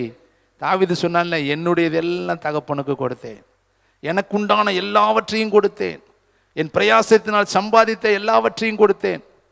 வெள்ளி வேலைக்கு வெள்ளும், பொண்ணு வேலைக்கு பொண்ணும், தங்க வேலைக்கு தங்கம், இரும்பு வேலைக்கு இரும்பும், மர வேலைக்கு மரமும், எல்லாவற்றையும் நான் சம்பாதித்ததெல்லாம் என் ஆண்டவருக்கு இன்னும் கொடுக்க நான் வாஞ்சிக்கிறேன். இவன் பாருங்க, தனக்குன்னு ஒன்று செஞ்சதை யாருக்கு கொண்டு கொடுக்குறேன்? இவன் தானங்க போய் கேட்குறேன். போய் இவன் தான் போய் கேட்குறேன். இந்த 12 பேர் எங்கே போனேன்? யோசேப்புடைய இயேசுவோடைய தம்பிகள் எங்கே போனாங்க? அம்மா அப்பா எங்கே போனாங்க? யாருமே போய் கேட்கலங்க, பயந்துக்கிட்டு எல்லாம் ஒளிஞ்சுக்கிட்டாங்க. ஆனால் இவன் எங்கேயோ ஒருத்தர் இருக்கிறான். இவன் சீசன் என்று வேதம் சொல்லுது. பாருங்களே, அங்கே வசனத்தில் நீங்கள் வாசித்து பார்த்தா 57, சாயங்காலமானது இயேசுவுக்கு சீசனும் ஐஸ்வர்யவானுமாய் இருந்த யோசேப்பு என்னும் பேர் கொண்ட அரிமத்தியா ஊரனாகி ஒரு மனுஷன் வந்து பிலாத்துவினிடத்தில் போய் இயேசுவின் சரீரத்தை கேட்டான். அப்பொழுது சரீரத்தை கொடுக்கும்படி பிலாத்து கட்டளையிட்டான். யோசேப்பு அந்த சரீரத்தை எடுத்து துய்யதான மெல்லிய துப்பட்டியிலே சுற்றி தான் கண்மலையில் வெட்டியிருந்த தன்னுடைய, அப்போ இந்த கல்லறை யாருடைய கல்லறை? யோசேப்புடைய கல்லறை. தனக்குன்னு வெட்டி வச்ச கல்லறைய இயேசுவை கொண்டு வந்து வைக்கிறேன். எவ்வளோ பெரிய பாக்கியத்தை பார். அவனுக்கு கிடைச்ச ஒரு பெரிய சரீரத்தை போய் கேட்குறாங்க. செத்த சரீரத்தை கேட்குறேன், கொடுங்க, நான் புதைச்சிக்கிறேன், என்கிட்ட கொடு. இவன் பெரிய பணக்காரன், இயேசுவுக்கு சீசன். பிலாத்துவும் கொடுக்க சொல்லிட்டேன், என்ன பண்ணுறது, கொண்டுட்டு போ, இனிமேல் இதை என்ன பண்ணுறது, அதை கொண்டுட்டாங்க, எல்லாம் இறந்துட்டாரு, ஜீவனை கொடுத்துட்டாரு, இனியாவது எடுத்துக்கொண்டு அடக்கம் பண்ணுங்கடான்னு கொடுத்துட்டேன். அதுக்கு பின்னாடி இந்த பயகை வந்து கல்லறையிலேருந்து தூக்கிட்டு போயிட்டு உயிர்த்துட்டாருன்னு சொல்லுவான்டான்னு அதுக்கு முத்திரை போட்டு, அந்த கல்லறை யார் கல்லறை? யோசேப்பின் கல்லறை. அந்த கல்லறையில் இயேசுவுக்கு முத்திரை போட்டு வச்சுருக்கேன். அப்போ இவன் இயேசுவுக்காக என்னத்தை கொடுத்தான்? தன் கல்லறையே கொடுத்தான். இப்போ ஆண்டவர் இன்னைக்கு உங்கள்கிட்ட கேட்குறாரு, நீ என்னதை கொடுக்க போகிற இயேசுக்காக? நேரத்தை கொடுக்க போறியா? காலத்தை கொடுக்க போறியா? உன் வாழ்க்கையை கொடுக்க போறியா? என்னுடைய மனதை கொடுக்க போறியா? உன்னுடைய உணர்வை கொடுக்க போறியா? இன்னைக்கு கர்த்தருடைய வார்த்தை உன்னை நோக்கி வருது. காலங்கள் பொல்லாதது, நாட்கள் பொல்லாதவைகள் ஆனபடியால் உங்கள் காலத்தை பிரயோஜனப்படுத்தி கொள்ளுங்கள். எல்லாம் ஜெபிக்கும்படி எழுந்து நிற்கலாம். தேங்க்யூ வண்டர்ஃபுல் த ஹோலி ஸ்பிரிட். பரிசுத்தாவியானவரே, இந்த நல்ல நாளில் நீர் கொடுத்த வார்த்தையை இம்மி மாறாமல், கடுகளவு மாறாமல், குண்டூசி அளவு மாறாமல் உள்ளதை உள்ளதென்று உடைய பிள்ளைகளுக்கு சொல்லியிருக்கிறேன். மழை காலம், பிள்ளைகளுக்கு எந்த டிஸ்டர்பன்ஸ் இருக்கக்கூடாது, பத்திரமாய் தங்கள் ஸ்தலங்களுக்கு போய் சேரணும். ஆண்டவரே, புதிய மாதத்துக்குள்ளே போகும் பொழுது புது கிருபைக்கு சொந்தக்காரர்களாய் மாறணும். பார்க்கிறவங்க கேட்குறவங்க எல்லாரையும் ஆசீர்வதி. நீர் மகிமைப்படும். இயேசுவின் நாமத்தில் பிதாவே.